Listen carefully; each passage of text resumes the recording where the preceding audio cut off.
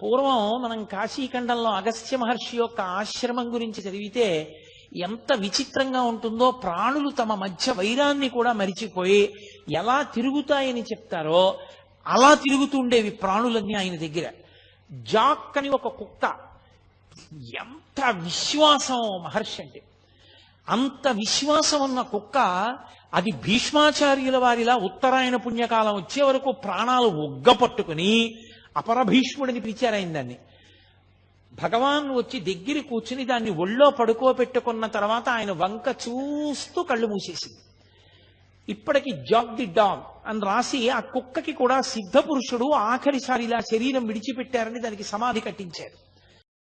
అహంకారము క్రోధము పెనవేసుకుపోయాయో ఇంకా తనకి తాను ఎంత కీడు తెచ్చుకుంటాడంటే చాలా తొందరగా పతనమైపోవడానికి మార్గం ఏది అంటే ఈ రెండు పెనవేసుకోవడానికి అవకాశం ఇవ్వడమే జీవితంలో.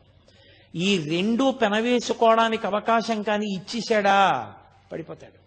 అరుణాచల క్షేత్రాన్ని చేరుకున్న తరువాత రమణ మహర్షిలో విశేషమైనటువంటి భగవదానుభవాన్ని పొందడానికి కావలసినటువంటి అవకాశం ఆయనకి చిక్కింది. ఆయన యొక్క చిట్ట చివరి ప్రయోజనం అది తప్ప వేరొకటి ఆయనకి లేదు. ఆయనకి లేదు కాదు, యథార్థములకు ఎవరికైనా చిట్ట చివరికి పొందవలసినటువంటి స్థితి అది సాధన చేత. కాబట్టి ఆయన కేవలము భగవదనుభవమునందు ఉనిగి తనకన్నా వేరొకటి లేదు అన్న భావనతో అంటే ఆ రకమైనటువంటి ఆత్మ అనుభవంలోకి వచ్చినటువంటి కారణం చేత బ్రహ్మానందం అనుభవిస్తూ ఉన్నారు. దాని వలన శరీరం ఎన్ని వైక్లభ్యములను పొందినప్పటికీ ఆయన దాని గురించి స్పృహ పొందలేదు. కానీ అక్కడ సహజంగా కొడుకు ఏమైపోయాడనేటటువంటి ఆర్తి ప్రధానంగా ఉండేటటువంటిది తల్లికి. ఆ తరువాత అన్నదమ్ములకు ఉంటుంది, పినతండ్రులకు ఉంటుంది. ఆ కారణం చేత పిల్లవాడు ఎందుకు వెళ్ళిపోయి ఉంటాడు అన్నది ప్రారంభమైంది. దాని గురించినటువంటి ప్రశ్న ఏదో ఎవరికి నోటికి వచ్చిన మాట వాళ్ళు చెప్పారు. ఎక్కడో బడిలో ఎవరైనా సరిగ్గా చదవట్లేదని దెబ్బలాడారేమో అన్నారు. 3 రూపాయలు పుచ్చుకుని వెళ్ళిపోయాడు. 3 రూపాయలతో ఏం చేస్తాడు, డబ్బు అయిపోయిన తర్వాత వాడే తిరిగి వస్తాడన్నారు. కాదు పిల్లవాడు ఏదో దారి తప్పాడు, ఎక్కడికో వెళ్ళిపోయాడు అన్నారు. ఎవరి నోటికి వచ్చిన మాట వాళ్ళు అన్నారు. అన్నగారు ఏమైనా అన్నాడేమో నాగస్వామి అన్నారు కొంతమంది. కాదు బాబయ్యే ఏమైనా అన్నాడేమో ఆ సుబ్బయ్యర్ గారని చెప్పి కొంతమంది అన్నారు. పినతల్లి ఏమైనా అందా అని కొంతమంది అన్నారు. ఎవరికి వచ్చిన మాట ఎవరికి వచ్చిన ఊహ వాళ్ళు చెప్తూ వచ్చారు. చిట్ట చివరికి ఎవరో ఒక వార్త ప్రచారం చేశారు. తిరుచిరాపల్లిలో నాటకాలకు సంబంధించినటువంటి ఒక సంస్థలో ఈయన సభ్యుడిగా చేరిపోయాడు వెంకటరామన్నని. వెంటనే పాపం తల్లికి ఆర్తి ఉంటుంది కదూ, అందుకని ఆవిడ ఆ పినతండ్రిని వెళ్ళమని అడిగింది. అప్పటికే సుబ్బయ్యర్ గారి శరీరం విడిచిపెట్టేశారు.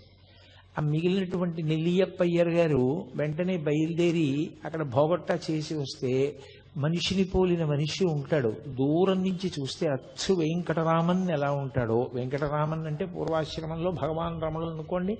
నిజానికి ఆయన శాస్త్రీయ సన్యాసము అని ఏమీ స్వీకరించలేదు. అరుణాచలానికి 24 కిలోమీటర్ల పరిధిలో దీక్షానియములేమీ లేవు కనుక ఆయన ఎలా బయలుదేరాలో అలాగే కూర్చుండిపోయారు. ఒక కౌపీన ధారణ ఒకటే చేశారంతే. కాబట్టి వెళ్ళి చూస్తే దూరం నుంచి చూసినప్పుడు వెంకటరామన్ ఎలా ఉంటాడో అలాగే ఉన్నాడు. అందులో ఒక నటుడు. అయ్యో వీడు మన పిల్లవాడు కాదని తిరిగి వచ్చారు. కాలం గడిచిపోతోంది, కాలం నిలబడుతుందా? ఎవరి కోసం నిలబడుతుంది? కాలోహి బలవాన్ కర్త సతతం సుఖదుఃఖయోహో నరాణం పరతంత్రాణం పుణ్యపాపానుయోగత అంటాడు వ్యాసుడు. కాలం నడిచి వెళ్ళిపోతూ ఉంటుంది. ఆ నడిచి వెళ్ళిపోతున్నప్పుడు అలగమ్మగారు మెల్లిగా మనసు దిటవు చేసుకుంది. ఏ కారణం చేత? పరమేశ్వరుడు ఒక చోట దుఃఖాన్ని ఇస్తే ఒక చోట సుఖాన్ని ఇస్తాడు. ద్వంద్వములకు వశులమైపోయినటువంటి మనందరికీ ఎక్కడో ఒక చోట మనసుకి ప్రీతి కలిగిన చోట సేద తీరుతాం, మనసుకు బాధ కలిగిన చోట డసిపోతూ ఉంటాం. ఒక కొడుకు వెళ్ళిపోయాడే అని ఆవిడ బాధపడ్డారు. ఉన్న నాగస్వామికి ఓ ఉద్యోగం వచ్చింది సబ్ రిజిస్ట్రార్ ఆఫీస్లో.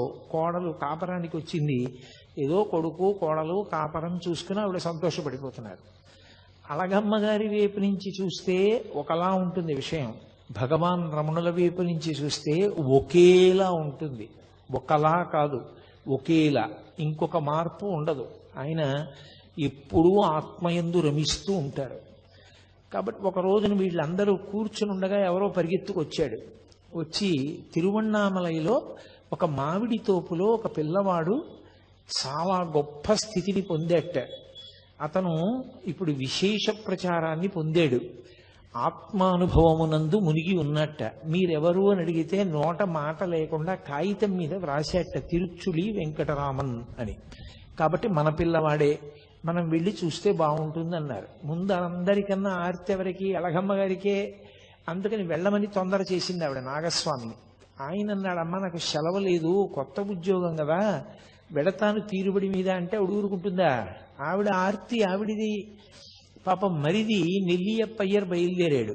ఆయనతో పాటుగా నారాయణ స్వామి అయ్యరని వేరొక ఆయన కూడా బయలుదేరారు. ఇద్దరు తిన్నగా మామిడి తోపు దగ్గరికి వెళ్ళారు తిరువణ్ణామలై దగ్గరలో.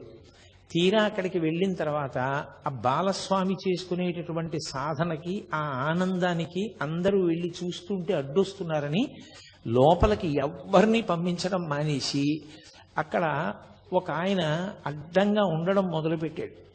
ఆయన పేరు కూడా వెంకటరామనాయనార్. ఆయన వెంకటరామన్ ఈయన పేరైతే అడ్డుపడినటువంటి వ్యక్తి వెంకటరామనాయనార్. ఆయన ఎవరిని వెళ్ళనిచ్చేవాడు కాదు. వీళ్ళు మొరపెట్టుకున్నారు, అయ్యో మేము వాళ్ళ కుటుంబ సభ్యులం, ఒక్కసారి చూస్తామని. నేను పంపను, ఆయన ఏకాంతానికి భంగం కలుగుతోందన్నాడు. ఆఖరికి పోనీ కాగితం చూపించండి, రమ్మంటే వస్తామని ఆ నెల్లియప్ప అయ్యర్ ఆ మానామధురై అనేటటువంటి ఊరు పేరు పైన ఉన్నటువంటి ఓ కాగితం తీసుకుని మానామధురై ప్లీడర్ నెల్లియప్ప అయ్యర్ అని ఆ సబ్ రిజిస్ట్రార్ ఆఫీసులో పనిచేస్తున్నటువంటి ఒక ఉద్యోగి నాగస్వామి మిమ్మల్ని చూడ వచ్చారు అని పంపించారు. అవి చూసి గుర్తుపట్టారు భగవాన్. ఓ, వచ్చినటువంటి వాళ్ళు మా అన్నయ్య మా పినతండ్రి వచ్చారని లోపలికి రమ్మనమని సంజ్ఞ చేశారు. ఆయన ఏం మాట్లాడేవారు కాదు, ఒక సంజ్ఞ చేశారు. ఎందుకు అలా మాట్లాడకుండా ఉండడం అంటే, నిజానికి యథార్థ స్థితి అంటుండేవారు మహర్షి తరచుగా. యథార్థ స్థితిలో ఆనందములకంతటికీ కారణము మౌనమే. అసలు ఎక్కడ మౌనం ఉంటుందో అక్కడే ఆత్మ యొక్క అనుభవం ఉంటుంది. వాక్కు ప్రారంభమైంది అంటే గుర్తు ఏమిటి? ఏదో ఆలోచన కదిలింది అని గుర్తు. ఆలోచన కదిలితే వాక్కు వస్తుంది. వాక్కు వచ్చింది అంటే తను మౌనం విడిచిపెట్టి కదిలిపోయాడు. తన వాక్కు వల్ల మిగిలిన వాళ్ళు కూడా కదులుతారు. అందుకే ఆయన ఎప్పుడూ మౌనంలోనే ఉండేవారు, మాట్లాడేవారు కాదు. అందుకే ఆయనకి మౌనస్వామి అని ఒక పేరు ఉండేది. ఆయన ఒక కాగితం మీద ఆ వచ్చినటువంటి ఉత్తరాన్ని చూసి సరే ప్రవేశపెట్టండి అని సంజ్ఞ చేశారు. లోపలికి వచ్చి చాలా తేరిపారి చూస్తే తప్ప గుర్తుపట్టలేకపోయారు. ఎప్పుడు స్నానం చేసిన శరీరం, ఒళ్ళంతా బూది కప్పేసింది, పెద్ద పెద్ద గోళ్ళు, జటలు కట్టేసినటువంటి జుట్టు, ఒక్క కౌపీనం. ఆ కౌపీనం కూడా ఆయనకి చాలా కాలం లేదు. ఒక ఆవిడ అన్నం పెట్టేది, ఆవిడ వేడుకుంది, బాగుండదు కదా, సమాజం అని ఒకటి ఉంది కదా, మీ మటుకు మీకు దేహభ్రాంతి లేదు, కానీ చూసే వాళ్ళకి దేహభ్రాంతి ఉంది, అందుకని మా కోసం కనీసం ఓ గోచి పెట్టుకోండి అని అడిగింది. అందుకని ఆయన ఒక గోచి పెట్టుకునేవారు అంతే, ఇంకేం ఉండేది కాదు శరీరం మీద. విశ్వనాథ సత్యనారాయణ గారు ఆశ్చర్యపోయారు కూడా ఆయన గురించి రాస్తూ. ఎవరైనా శివులకి బట్ట చుట్టుకుంటే చలి తగ్గుతుంది, కంఠానికి బట్ట చుట్టుకుంటే భగవాన్ రమణలకు చలి ఎలా తగ్గింది అని రాశారు ఆయన. ఆయన ఎక్కువ కంఠానికి గుడ్డ కట్టుకునేవారు, చెవులకు కట్టుకునేవారు కాదు. కాబట్టి వీళ్ళు ఆయన్ని తేరిపారి చూసి గుర్తుపట్టారు. కానీ ఆ రోజుల్లో అనుబంధాల వరకు మాట్లాడినప్పుడు మాత్రం నిజంగా కొన్ని విషయాలు శ్లాఘించవలసిన ఉంటాయి. సూర్యుడి ముందు దివిటి అని అనుకోండి, ఆత్మానుభవంలో ఉండేటటువంటి రమణులకు ఇంక రెండవ వస్తువు అన్నది లేదు, దేని మీద మమకారం లేదు, ఆత్మయందే ఆయన రమిస్తూ ఉండేవారు. కానీ ఒక పినతండ్రికి అంత ప్రేమ ఉండడం గొప్ప విషయం. పాపం నెల్లియప్పయ్యరు శత విధాల వేడుకున్నాడు 3 రోజులుండి. పోనీ నువ్వు ధ్యానం చేసుకుంటానంటే, నువ్వు మాట్లాడనంటే నిన్ను గృహస్థాశ్రమ స్వీకారం చెయ్యమని మేము అడగం.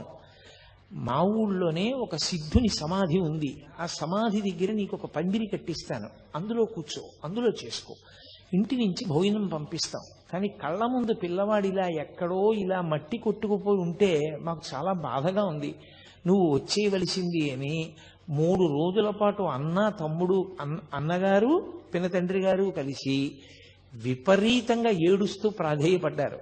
అన్నీ వినేవారు. నిర్లిప్తుడు. ఆయన ఏ విధమైనటువంటి కదలిక ఉండేది కాదు. ముఖంలో కనీసం చిన్న మార్పు కూడా ఉండేది కాదు. అది కారణం ఏమిటి అంటే ఇంకా ఆ మనసుకి సంగములు లేవు.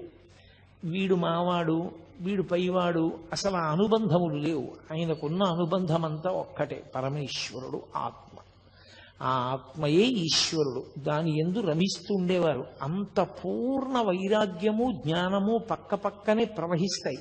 అది నోటి మాటలతో చెప్పినంత తేలిక విషయం కాదు. అది అనుభవించిన వాడికి, అంత వేదాంత స్థాయిని పొందినటువంటి మహాపురుషులకొక్కరికే అర్థమవుతుంది.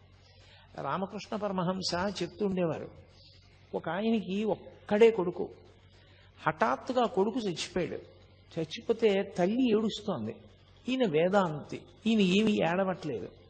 ఆవిడ వచ్చి కొడుకు చచ్చిపోయాడని ఏడవట్లేదు, నీ కంట ఒక్క నీటి చుక్క రాదేమయ్యా, నువ్వు ఏడవమే అంది. ఆయన అన్నాడు, నిన్న రాత్రి కలలో నేను మహారాజుని, నాకు 11 మంది సమర్థులైన కుమారులు. నేను తెల్లవారి నిద్ర లేచేసరికి వాళ్ళు లేరు. స్వప్నంలో నిన్న రాత్రి రాజునయ్యాను, 11 మంది కొడుకులున్నారు, తెల్లవారు లేచేటప్పటికి వాళ్ళు లేరు. వాళ్ళ కోసం ఏడవనా? తెల్లవారిన తర్వాత ఉన్న ఒక్క కొడుకు చచ్చిపోయాడని వీరి కోసం ఏడవనా? ఎవరి కోసం ఏడవను, అందుకని ఏడవడం మానేశానన్నాడు. అంటే ఆయనకి జీవితం స్వప్నతుల్యం. ఆయన అలా పట్టించుకునేవాడు కాదు. ఏ అనుబంధమా అనుబంధం అంతే. వాటితో సంగమున్నవాడు కాదు. అది నోటితో చెప్పినంత తేలిక కాదు ఆ స్థాయి ఏర్పడడం. అందుకని ఆయన యందు ఏ విధమైనటువంటి మార్పు కలగలేదు. వాళ్లతో వచ్చినటువంటి నారాయణ స్వామి అయ్యర్ అనే వ్యక్తికి చాలా కోపం వచ్చింది. ఇంత బతిమాలుతున్నా ఈ పిల్లాడు రానంటున్నాడు, ఏమిట్రా అంత బతిమాలుతాడు, అంత చిక్కిపోయి ఉన్నాడు, వీడు మన ఏం చేస్తాడు, ముగ్గురం కలిసి సాయం పట్టి కట్టి పట్టుకుపోదాం రండని వెళ్ళి మీద పడి పట్టుకోపోయాడు. 4 అడుగులు వేసి ఆయన్ని దగ్గరికి వెళ్ళి పట్టుకుందాం అనుకునేసరికి ఒళ్ళంతా అగ్నిహోత్రం పెట్టినట్టు మంటలు వచ్చేసాయి. అప్పుడు అర్థమైంది ఆయన ఏ స్థాయిని పొంది ఉన్నారో. ఆయనను అలా బంధీకృతుణ్ణి చేయడం, ఆయన్ని తీసుకెళ్లడం సాధ్యం కాదు. ఆయన ఒక ఆత్మగా నిలబడి ఉన్నారు. సర్వదా ఆయన ఆ స్థాయిలో ఉన్న కారణం చేత పరమేశ్వర స్వరూపుడై ఉన్నాడు. ఆయన అభీష్టానికి వ్యతిరేకంగా చేయడం ఎవరికీ సాధ్యం కాదని మళ్ళీ ముగ్గురు కలిసి వెళ్ళిపోయారు. వెళ్ళిపోయి బాధపడుతూ అళగమ్మ గారికి చెప్పారు. పాపం అళగమ్మ గారు నన్ను ఒక్కసారి తీసుకెళ్ళమని వేడుకుంది. సరే వీలు వెంబడి తీసుకెళ్తానమ్మా అన్నాడు. అలా కొంతకాలం అయిపోయింది. అయిపోయిన తర్వాత ఆయన మిల్లిగా ఈ మామిడి తోపులోకి చాలా మంది జనం ఆయన దర్శనార్థం వచ్చేయడం మొదలుపెట్టారు. దానివల్ల చెట్ల కొమ్మలన్నీ విరిగిపోయి, కాయలన్నీ రాలిపోయి, వాటికి అలజడి కలుగుతోంది. మన వలన ఎవరికో ఇబ్బంది కలగడం ఎందుకని ఆయన ఆ ప్రదేశాన్ని విడిచిపెట్టి మెల్లిగా కొండ మీద విరూపాక్ష గుహకి చేరుకున్నారు. ప్రపంచం చాలా విచిత్రంగా ఉంటుంది. మీరు రమణ మహర్షి అనేటటువంటి ఒక తెర మీద ఒక చలనచిత్రాన్ని చూసినట్టు చూడొచ్చు. స్వార్థ స్వభావం ఉండేటటువంటి వ్యక్తులు ఎంత పవిత్ర జీవనం గడిపే వారి యొక్క జీవితంతో కూడా వ్యాపారం చేస్తారు. ఆ విరూపాక్ష గుహలో ఒక మహానుభావుడు పరమేశ్వరుడు గురించి తపస్సు చేసి ఈశ్వరానుగ్రహంతో బూది కుప్పగా మిగిలిపోయాడు ఆయన. ఆ విరూపాక్ష గుహని ఏదో కోర్టులో కేసు నడిచింది, ఆఖరికి ఒక మఠం నెగ్గింది. దాని ఏజెంట్ ఒకరిని నియమించారు ఆ గుహని చూడమని. మీలో ఎవరైనా విరూపాక్ష గుహ చూశారో లేదో నాకు తెలియదు. ఆ గుహకి ఒక ప్రత్యేకత ఉంది. అరుణాచల పర్వతం నుంచి గాలి వీసినప్పుడు ఆ గుహలోకి గాలి ప్రవేశిస్తే ఓంకారం వినపడుతుంది, ప్రణవం. అది చాలా గొప్ప గుహ ఆ అరుణాచలంలో. అటువంటి గుహలో రమణ మహర్షి కూర్చుని తపస్సు చేసుకుంటూ ఉండేవారు. తపస్సు అన్న మాటకి నేను మీతో 1కి 10 మార్లు చెప్పాను. ఆయన బ్రహ్మానందానుభవమే తప్ప తపస్సు అని అనడానికి ఏం లేదు. కాబట్టి ఆయన గుహలో ఉంటూ ఉండేవారు. చాలా మంది కొండ ఎక్కి గుహలో ఉన్న రమణుల దర్శనానికి వస్తూ ఉండేవారు. ఇతను మిల్లిగా ఏం చేశాడంటే, అది విరూపాక్ష గుహ చూడడానికి వస్తున్నారు అని పేరు పెట్టి టిక్కెట్ పెట్టి డబ్బు వసూలు చేసుకోవడం మొదలుపెట్టాడు. చాలా మంది పాపం రమణ మహర్షిని చూడాలనుకున్న వారు డబ్బు కట్టి లోపలికి వెళ్ళి చూసి వస్తుండేవారు. ఇతనంతా ఏమని ప్రచారం చేశాడంటే, లోపల కూర్చున్న రమణుల గొప్ప కాదు, విరూపాక్ష గుహ గొప్ప, గుహ చూడ్డానికి వస్తున్నారనేవాడు. ఇది భగవాన్కి తెలిసింది. తెలిసి ఆయన మెల్లిగా దాని మించి దిగిపోయి వేరే ఎదురుగుండా ఉన్నటువంటి మామిడి చెట్టు గుహనో గుహ, ఆ చెట్టు తొర్ర ఉన్న గుహలోకి వెళ్ళిపోయారు. వెళ్ళిపోయినా ఇతను ఏం చేశాడంటే రోడ్డు కింద మార్గంలో కాపు కాసి వెళ్ళేటటువంటి వాళ్ళందరి దగ్గర అక్కడే వసూలు చేసేసుకుంటూ ఉండేవాడు డబ్బు. అరేరే, నిష్కారణంగా నా కోసం వస్తున్న వాళ్ళందరూ ఇంత ఇబ్బంది పడి డబ్బు కట్టవలసి వస్తోందని అక్కడి నుంచి బయలుదేరి భగవాన్ కిందకి వెళ్ళిపోయారు. వెళ్ళిపోయి కొండ పాదంలో ఉండేటటువంటి అరుణగిరినాథర్ దేవాలయంలో కొంతకాలం ఉన్నారు. ఎంత విచిత్రంగా ఉంటుందంటే ప్రపంచం. ఆ తర్వాత ఏదో తప్పు తెలుసుకున్నాడు, పొరపాటు అయిపోయిందన్నాడు, విరూపాక్ష గుహలోనే ఉండమన్నాడు. మళ్ళీ రమణ మహర్షి విరూపాక్ష గుహలోకే వెళ్ళారు. ఒంటి మీద ఉన్న బట్ట మారిస్తేను, బట్ట రంగు మారిస్తేను లోపల ఉన్న బుద్ధులు ఎక్కడికి పోతాయి? బట్ట మారిస్తే బుద్ధి పోతుందా? బట్ట రంగు మారితే బుద్ధి పోతుందా? సన్యాసులమని పేరు చెప్పుకొని కాషాయం కట్టుకుని తిరిగేటటువంటి ప్రబుద్ధులు కొందరు అరుణాచల పర్వతం మీద ఉండేవారు ఆ రోజుల్లో. వాళ్ళకి రమణ మహర్షి మీద అపారమైనటువంటి కక్ష. ఎందుకని అంటే ఆయన వచ్చిన తరువాత అందరూ ఆయన దర్శనానికి వెడుతున్నారు అని. అందులో జటాస్వామి అని ఒక స్వామి ఉండేవాడు. ఆయన ఎవరైనా అరుణాచల పర్వతంలో ఏదైనా గుహలో ప్రవేశించి తపస్సు చేద్దామంటే ఆయన పైనుంచి ఎవరికీ కనపడకుండా రాళ్లు దొల్లిస్తూ ఉండేవాడు, పెద్ద పెద్దవి. అది చూసి బాబోయ్, ఇక్కడ ఈ కొండలో భూకంపాలు వస్తాయిలా ఉంది, ఇలా శిలలు దొల్లుతాయిలా ఉంది, ఎక్కడో మనం చూసుకోకపోతే వచ్చి నెత్తి మీద పడుతుందని కొండ దిగి వెళ్ళిపోయేవారు. ఎవరు కొండ మీద ఉండేవారు కాదు, ఆయన ఒక్కడే ఉండేవాడు. ఆయన ఒక సన్యాసి, ఆయన పేరు జటాస్వామి. ఎందుకు ఆయనకి ఆ పని అంటే దానికి అర్థం లేదు. అదొక స్వార్థం. అరుణాచల పర్వతం మీద తాను తప్ప ఎవరూ ఉండకూడదు. ఒకసారి రమణ మహర్షి రాళ్ళు ఎక్కడి నుంచి పడుతున్నాయో గమనించి అతని ఊహకు అందడానికి వీలు లేకుండా వేరొక వైపు నుంచి కొండ ఎక్కి అతను రాళ్లు దొల్లిస్తుంటే పట్టుకున్నారు. పట్టుకుంటే రాళ్లు దొల్లిస్తున్నవాడు రమణ మహర్షిని చూసి సిగ్గుపడాలి. అతను సిగ్గుపడలేదు. అరగంట సేపు నవ్వాడు. అరగంట సేపు నవ్వి పెద్ద వికటాట్టహాసం చేసి వెళ్ళిపోయాడు. కానీ మీరు ఒక్క విషయం గమనిస్తూ ఉండాలి. రమణులు ఉదాసీనులు. ఆయన పక్కన మీకు ఇటువంటి వ్యక్తులందరూ కనపడుతుంటారు. ఆయనకి దేనితో సంబంధం లేదు. వీడు ఇటువంటి వాడు, వాడు అటువంటి వాడు అన్న మాట ఆయన ఏమనరు. ఆయన ఎప్పుడైనా ఎవరికైనా చెప్తే అసలు నోరు విప్పి చెప్తే ఒక్క మంచి మాట, ఇలా ఎందుకు చేస్తావు, తప్పు కదూ, అంతే. దానికి అరగంట నవ్వాడు అతను. నిజంగా ఆ మాట ఆయన అన్నందుకు, చెయ్యి పట్టుకున్నందుకు మార్పు రావాలి. రాలేదు సరికదా, అరగంట సేపు నవ్వి కొండ దిగి వెళ్ళిపోయాడు.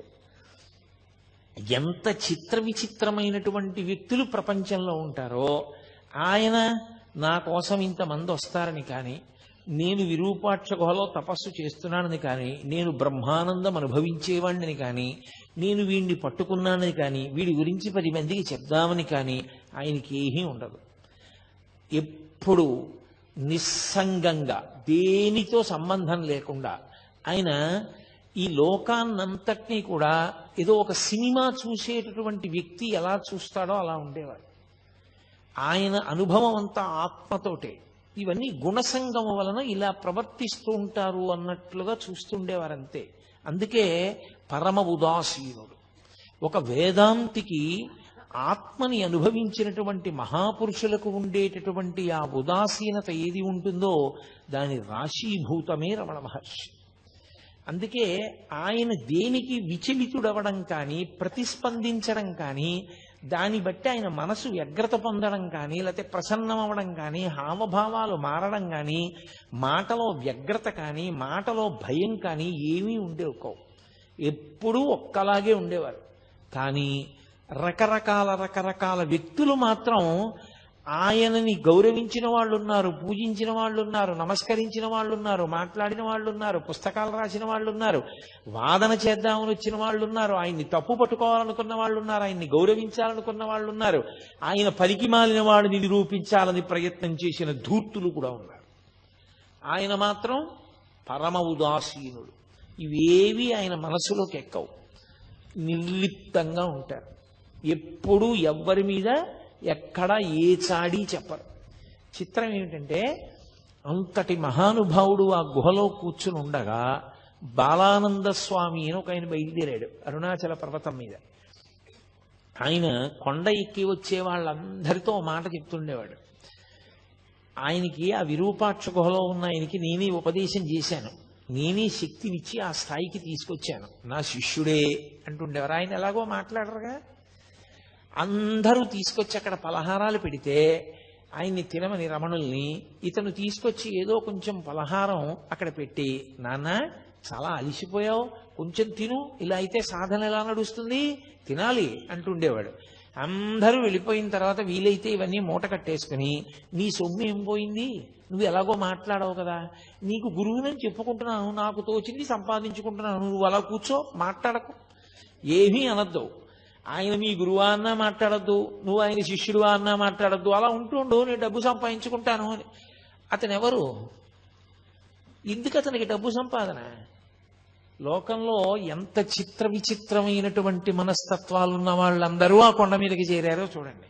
వీళ్ళందరూ అన్నీ విడిచిపెట్టిన వాళ్ళలా కనపడ్డవాళ్లే, కానీ అసలు నిజంగా అన్నీ విడిచిపెట్టినటువంటి నిస్సంగి, అన్నీ విడిచిపెట్టిన వారు, మనసులో దేనితో సంగము లేని వారు, నువ్వు ఇలా ఎందుకు ప్రవర్తిస్తావు అని తన దగ్గరికి వచ్చిన వాళ్ళతో, ఈయన నాకు గురువు కాడు, ఈయన అలా మాట్లాడుతున్నాడు తప్పు, అన్నీ ఉత్తిది అని చెప్పడం కానీ ఏమీ లేదు. పోన ఆయన చెప్పినప్పుడు ముఖంలో మార్పు ఉండదు, ఆయన వచ్చి అలా నటిస్తున్నప్పుడు అలా చూస్తూ ఉంటారంతే, ఏమీ మార్పు ఉండదు. అది ఎలా ఉంటుందంటే అది ఒక రకమైనటువంటి మనోభావన, అదొక గుణసంగం చేత ఏర్పడిన స్థితి. ఆయన మనం సినిమా చూసినట్టు చూస్తారు. అంటే మీకు ఇది అలా ఎలా ఉంటుందంటే అని అనుమానం రావచ్చు. నేను ఒకే ఒక్క ఉదాహరణ చెప్పగలనంతే. మనం సినిమాకి వెళ్ళాం అనుకోండి, 50 రూపాయలు పెట్టి టికెట్ కొనుక్కుని, మన కళ్ళెదురుగుండానే కథానాయకుడిని ప్రతినాయకుడు వచ్చి కత్తి పెట్టి పొడిచేస్తాడు గుండెల్లో. ఓహో నెత్తురు ధార కింద కారిపోతూ ఉంటుంది, కింద పడి తన్నుకుంటూ ఉంటాడు. వచ్చిన వాళ్ళందరూ కర్రలతో కొట్టేసి ఆయన స్పృహ తప్పి పడిపోయి దెబ్బలు తగిలి నెత్తురు ఓడిపోతుంటే వాళ్ళు వెళ్ళిపోతారు. ఆయన చచ్చిపోయినట్టే పడుంటాడు, గుండెలు నలిపేసినట్టు ఉంటుంది. ఎంత బాధగా ఉంటుందో ఏమిటో, అంత క్రూరంగా అలా కొట్టేశారు, అలా పొడిచేశారు కత్తులతో. అంత కత్తులతో పొడిచేసి అంత కర్రలతో కొట్టేసి మన ఎదురుగుండానే అంత అన్యాయం జరుగుతుంటే, సినిమా హాలు మొత్తం మీద ఏ ఒక్కడైనా లేచి వెళ్ళి పోలీస్ స్టేషన్లో కంప్లైంట్ ఇస్తాడా? అయ్యా అంత అన్యాయంగా పొడిచేశారండి, నేనే సాక్ష్యం చూశాను కళ్ళతో, నేను గుర్తుపట్టగలను వాళ్ళు ఎవరో, పొడిచేశారు వాళ్ళు అని చెప్తాడా? చెప్పడు. ఎందుకు చెప్పడు? అదంతా నటనరా, అది సత్యం కాదు, వాళ్ళందరూ స్నేహితులే, అది నటన. అంత బాగా వాళ్ళు నటించారని మనకి తెలుసు కాబట్టి భావోద్రేకానికి లోనైనా, మనం దాని వలన భయాన్ని పొందినా మనం పోలీస్ స్టేషన్లో ఏం వెళ్ళి కంప్లైంట్ చెయ్యం. రమణులు ఒక జ్ఞానిగా అయిన స్థితి అలాగే ఉంటుంది. ఇదంతా గుణసంగము వలన ఇలా ప్రవర్తిస్తూ ఉంటారు. గుణాతీతుడైన వాడికి గుణముల చేత సంగమును పొంది అజ్ఞానమునందు కొట్టిమిట్టాడుతున్న వాళ్ళ యొక్క స్థితిని చూసి జాలిపడమే తప్ప, ఆయన వాళ్లతో పాటు ఆయన కూడా సంగము చెంది దానికి ప్రతిస్పందించడం ఉండదు. ఆయన తన స్థాయిలో తాను అలా గమనిస్తూ ఉంటారంతే. అందుకని నిశ్శబ్దంగా చూస్తూ ఉండేవారు. అది ఒక జ్ఞానికి ఉండవలసినటువంటి లక్షణం. అంతటి ఉదాసీనత ఏర్పడాలి. అదే అంటాడు భగవద్గీతలో, గీతాచార్యుడు అంటాడు, నాకు అంత ప్రియమైన వాడెవరో తెలుసా? తుల్య నిందా స్తుతిర్మౌని సంతుష్టో ఎనకేనచిత్ అనికేత స్థిరమతి భక్తిమాన్మే ప్రియో నరః అంటాడు. భక్తి అంటే ఇన్ని తులసి దళాలు, ఇన్ని మారేడు దళాలు తెట్టి పూజ చేసిన వాడు అని చెప్పలేదు గీతాచార్యుడు. తుల్య నిందా స్తుతిర్మౌని, మౌనముగా ఉండి లోపల ఏ వికారము లేకుండా పొగిడినప్పుడు తెగిడినప్పుడు ఒక్కలా ఉండగలిగిన వాడు. ఈ బాలానంద స్వామి విరూపాక్ష గుహలో చేరి నానా అల్లరి మొదలుపెట్టాడు. వచ్చిన వాళ్ళందరినీ దబాయించడం. ఆయన మాట్లాడరు కదా అని తనకి లొంగిపోయినవాడు, తనకి వశుడైపోయినవాడు, తనంటే భయపడిపోతున్నాడని ఆయన అనుకున్నాడు తప్ప ఆయన ఏ విధమైన ప్రతిస్పందన ఆయన ఎందు లేదు. ఆయన కేవలము మౌనంలో తనలో తాను రమిస్తూ ఉన్నటువంటి వ్యక్తి అన్న ఆయన స్థాయిని అర్థం చేసుకోలేకపోయాడు. అర్థం చేసుకోలేక ఎంత దుర్మార్గమైన స్థితికి వెళ్ళిపోయాడంటే, మహాత్ముల జీవితాలు పువ్వులు పరిచినటువంటి పక్కలు కావు. ఎన్ని కష్టాలు పడ్డారో. రమణులు అరుణాచలంలో తపస్సు చేసుకుంటుంటే ఆయన వెనక్కి వచ్చి ఒక వ్యక్తి మలమూత్ర విసర్జన చేసి వెళ్ళిపోయాడు. ఏం చేస్తాడో చూద్దామని. అతను విసర్జించిన మూత్రం ఆయన పిరుదుల కింద నుంచి కారిపోయింది. అయినా ఆయన ఎప్పుడు ఎవ్వరిని ఏమీ అనలేదు. అదొక అజ్ఞాన స్థితి అంతే. అమ్మ బిడ్డల వంక ఎలా చూస్తుందో వాడి తెలియని పని చేస్తే ఆయన అంతే అలాగే చూసేవారు. ఆయనలోంచి కోపం కానీ ప్రతీకార భావన కానీ పెళ్ళుబికేవి కావు. అతను సాక్షాత్ రమణులు ఉన్నటువంటి అంత పవిత్రమైన విరూపాక్ష గుహలో ఒక రాత్రి మూత్ర విసర్జన చేశాడు. చేస్తే పళనిస్వామి అని ఉండేవారు. ఎప్పుడూ రమణులకి సేవ చేయడమే. ఆయన జీవితానికి ఇంకో ప్రయోజనం లేదు. రమణ మహర్షికి సేవ చేయడం ఒక్కటే. అది ఏ వ్యక్తికి ఏ అదృష్టం పడుతుందో తెలియదు. ఒకడు స్వామి అయ్యుండి, స్వామి అంటే తాను సన్యాసి అయ్యుండి రమణుల పట్ల అలా ప్రవర్తించాడు. ఒకడు ఆయన పట్ల అంత గౌరవభావంతో ఎనలేని సేవ చేసేవాడు. అతను అరుణాచలం వెళ్ళి ఆ తిరువణ్ణామలై ఊళ్ళో భిక్షాటనం చేసి తీసుకొచ్చి రమణ మహర్షికి పెట్టేవాడు. అప్పుడప్పుడు రమణ మహర్షి కూడా భిక్షాటన చేసేవారు. ఊళ్ళోకి వెళ్ళి భిక్షాటన చేసి వచ్చి అది ఏ పదార్థమో ఆయనకు అనవసరం. ఆ పదార్థం చేతిలో పడగానే నవ్వుకుంటూ దాన్ని నడుస్తూ తినేవారు. నడుస్తూ తినేసి కొండ మీదకొచ్చి బండ మీద వెల్లకిలా పడుకునేవారు. జ్ఞాని యొక్క స్థితిని లెక్క పెట్టడం చాలా కష్టం. అలా ఎందుకుంటారండి, అలా ఎలా ఉంటారండి అని మీకు అనుమానం రావచ్చు. నేను ఒక్క విషయం, కొన్నింటి ఉపమానాలు కొన్నే చెప్పగలం. ఆ స్థాయిని యథార్థంగా చిత్రీకరించి చూపించడం చాలా కష్టం, ఎవరికీ సాధ్యం కాదు. ఎందుకంటే అది వాక్కులకు అందేటటువంటి విషయం కాదు. ప్రధానంగా ఆత్మ వాక్కుకు అందదు. ఆత్మస్థితి ఎందున్న యోగి కూడా వాక్కుకు అందడు. కానీ దాన్ని ఒక ఉదాహరణ చేత కొంత చెప్పే ప్రయత్నం చేయడం మాత్రమే చెయ్యవలసి ఉంటుంది. మీరు చూడండి, ఆయన నిలబడి నడుస్తూ కొద్దిగా అన్నం తినేసి వెళ్ళిపోయేవారు. కొందరు నింద చేసేవారు, కొందరు పని చేసుకోకూడదా ఏదైనా అనేవారు, కొందరు మహానుభావుడని అన్నం పెట్టేవారు. అన్నిటికీ ఒకటే చిరునవ్వు. ఆయనలో ఏ ప్రతిస్పందన ఉండేది కాదు. అలాగే నడిచి వెళ్ళిపోతూ ఉండేవారు, అలాగే కాస్త అన్నం తినేసేవారు, అలాగే ఉండేవారు, అలాగే కొండ మీదకి వెళ్ళిపోయేవారు. అది ఎలా ఉంటుంది అంటే, మీరు ఒక పసిపిల్లవాడిని పట్టుకుని వెళ్ళి వాడిని తిట్టండి, వాడు నవ్వుతాడు. వాడిని మీరు కొట్టండి, వాడికి బాధ కలిగిందని వాడు ఏడుస్తాడు. లేదా మీరు వాడిని పొగడండి, వాడు నవ్వుతాడు. వాడిని నింద చేసినా, మీరు నింద చేస్తూ మాట్లాడుతున్నా వాడు నవ్వుతూనే ఉంటాడు. వాణ్ణి మీరు పొగుడుతున్నా వాడు నవ్వుతూనే ఉంటాడు. వాడికి మీరు నిందిస్తున్నారని ప్రతిస్పందన ఉండదు, మీరు పొగుడుతున్నారని ప్రతిస్పందన ఉండదు. ఆ నింద కానీ పొగట్ట కానీ వాడి మనసు పుచ్చుకుంటే కదా అప్పటికి చేతకాని తనం. ఇంకా కానీ ఆయనది చేతనైన తనం అయ్యుండి పుచ్చుకోదు, మనసు పుచ్చుకోదు కనుక ఆయన ఒక నవ్వు నవ్వేస్తారు. పాపం అమాయకత్వం అనుకుంటారంతే. ఇక మరి భిక్షకెందుకు వెళ్ళడం అంటే, ఈ శరీరానికి ఓ వ్యాధి వచ్చిందనుకోండి, ఈ మోకాలు నిప్పెడుతోంది అనుకోండి, నాకు ఈ మోకాలు నిప్పెడితే, ఏమంటే ఈ మోకాలు ఏమిటో చాలా నిప్పెడుతోంది, కూర్చోలేకపోతున్నాను పూర్వంలో ఉపన్యాసానికి, చాలా బాధ పెడుతోంది ఇది అని ఓ డాక్టర్ దగ్గరికి వెళ్ళాను అనుకోండి. ఆ డాక్టర్ గారు ఏదో నాకు ఔషధిని ఇచ్చి ఇది తాగవయా అన్నారు. ఆ ఔషధం చాలా చేదుగా ఉంది, అది ఓ పూట వేసుకుంటున్నాను. ఏదో టాబ్లెట్ ఇచ్చి చప్పరించన్నారు, అది చాలా తీయగా ఉంది. టాబ్లెట్ చాలా తీయగా ఉంది కదా అని రోజుకు ఒకటి చప్పరించమంటే 10 చప్పరిస్తానా? అది ఒక్కటి చప్పరించమన్నాడు, ఒకటే చప్పరిస్తాను. ఇంకొక ఔషధం చేదుగా ఉంది, బా తాగడానికి అసహ్యంగా ఉంది, కానీ మానేస్తానా? తాగుతాను. జ్ఞాని దృష్టిలో ఆకలి ఈ శరీరానికి ఒక రోగం. మందు వేసుకునేటప్పుడు మందుకి రుచి ఎలా చూడరో, ఈ శరీరానికి ఒక వ్యాధి ఆకలి. ఈ ఆకలి తీరడానికి, జబ్బు తగ్గడానికి ఔషధం పడేసినట్టు ఆకలి అన్న వ్యాధి తీరడానికి పదార్థం పడేస్తాడు. అందుకే పిచ్చివాడంటాడు. ఎందుకని అంటే, మనమైతే ఏం చేస్తామంటే రుచి కొరకు తింటాం.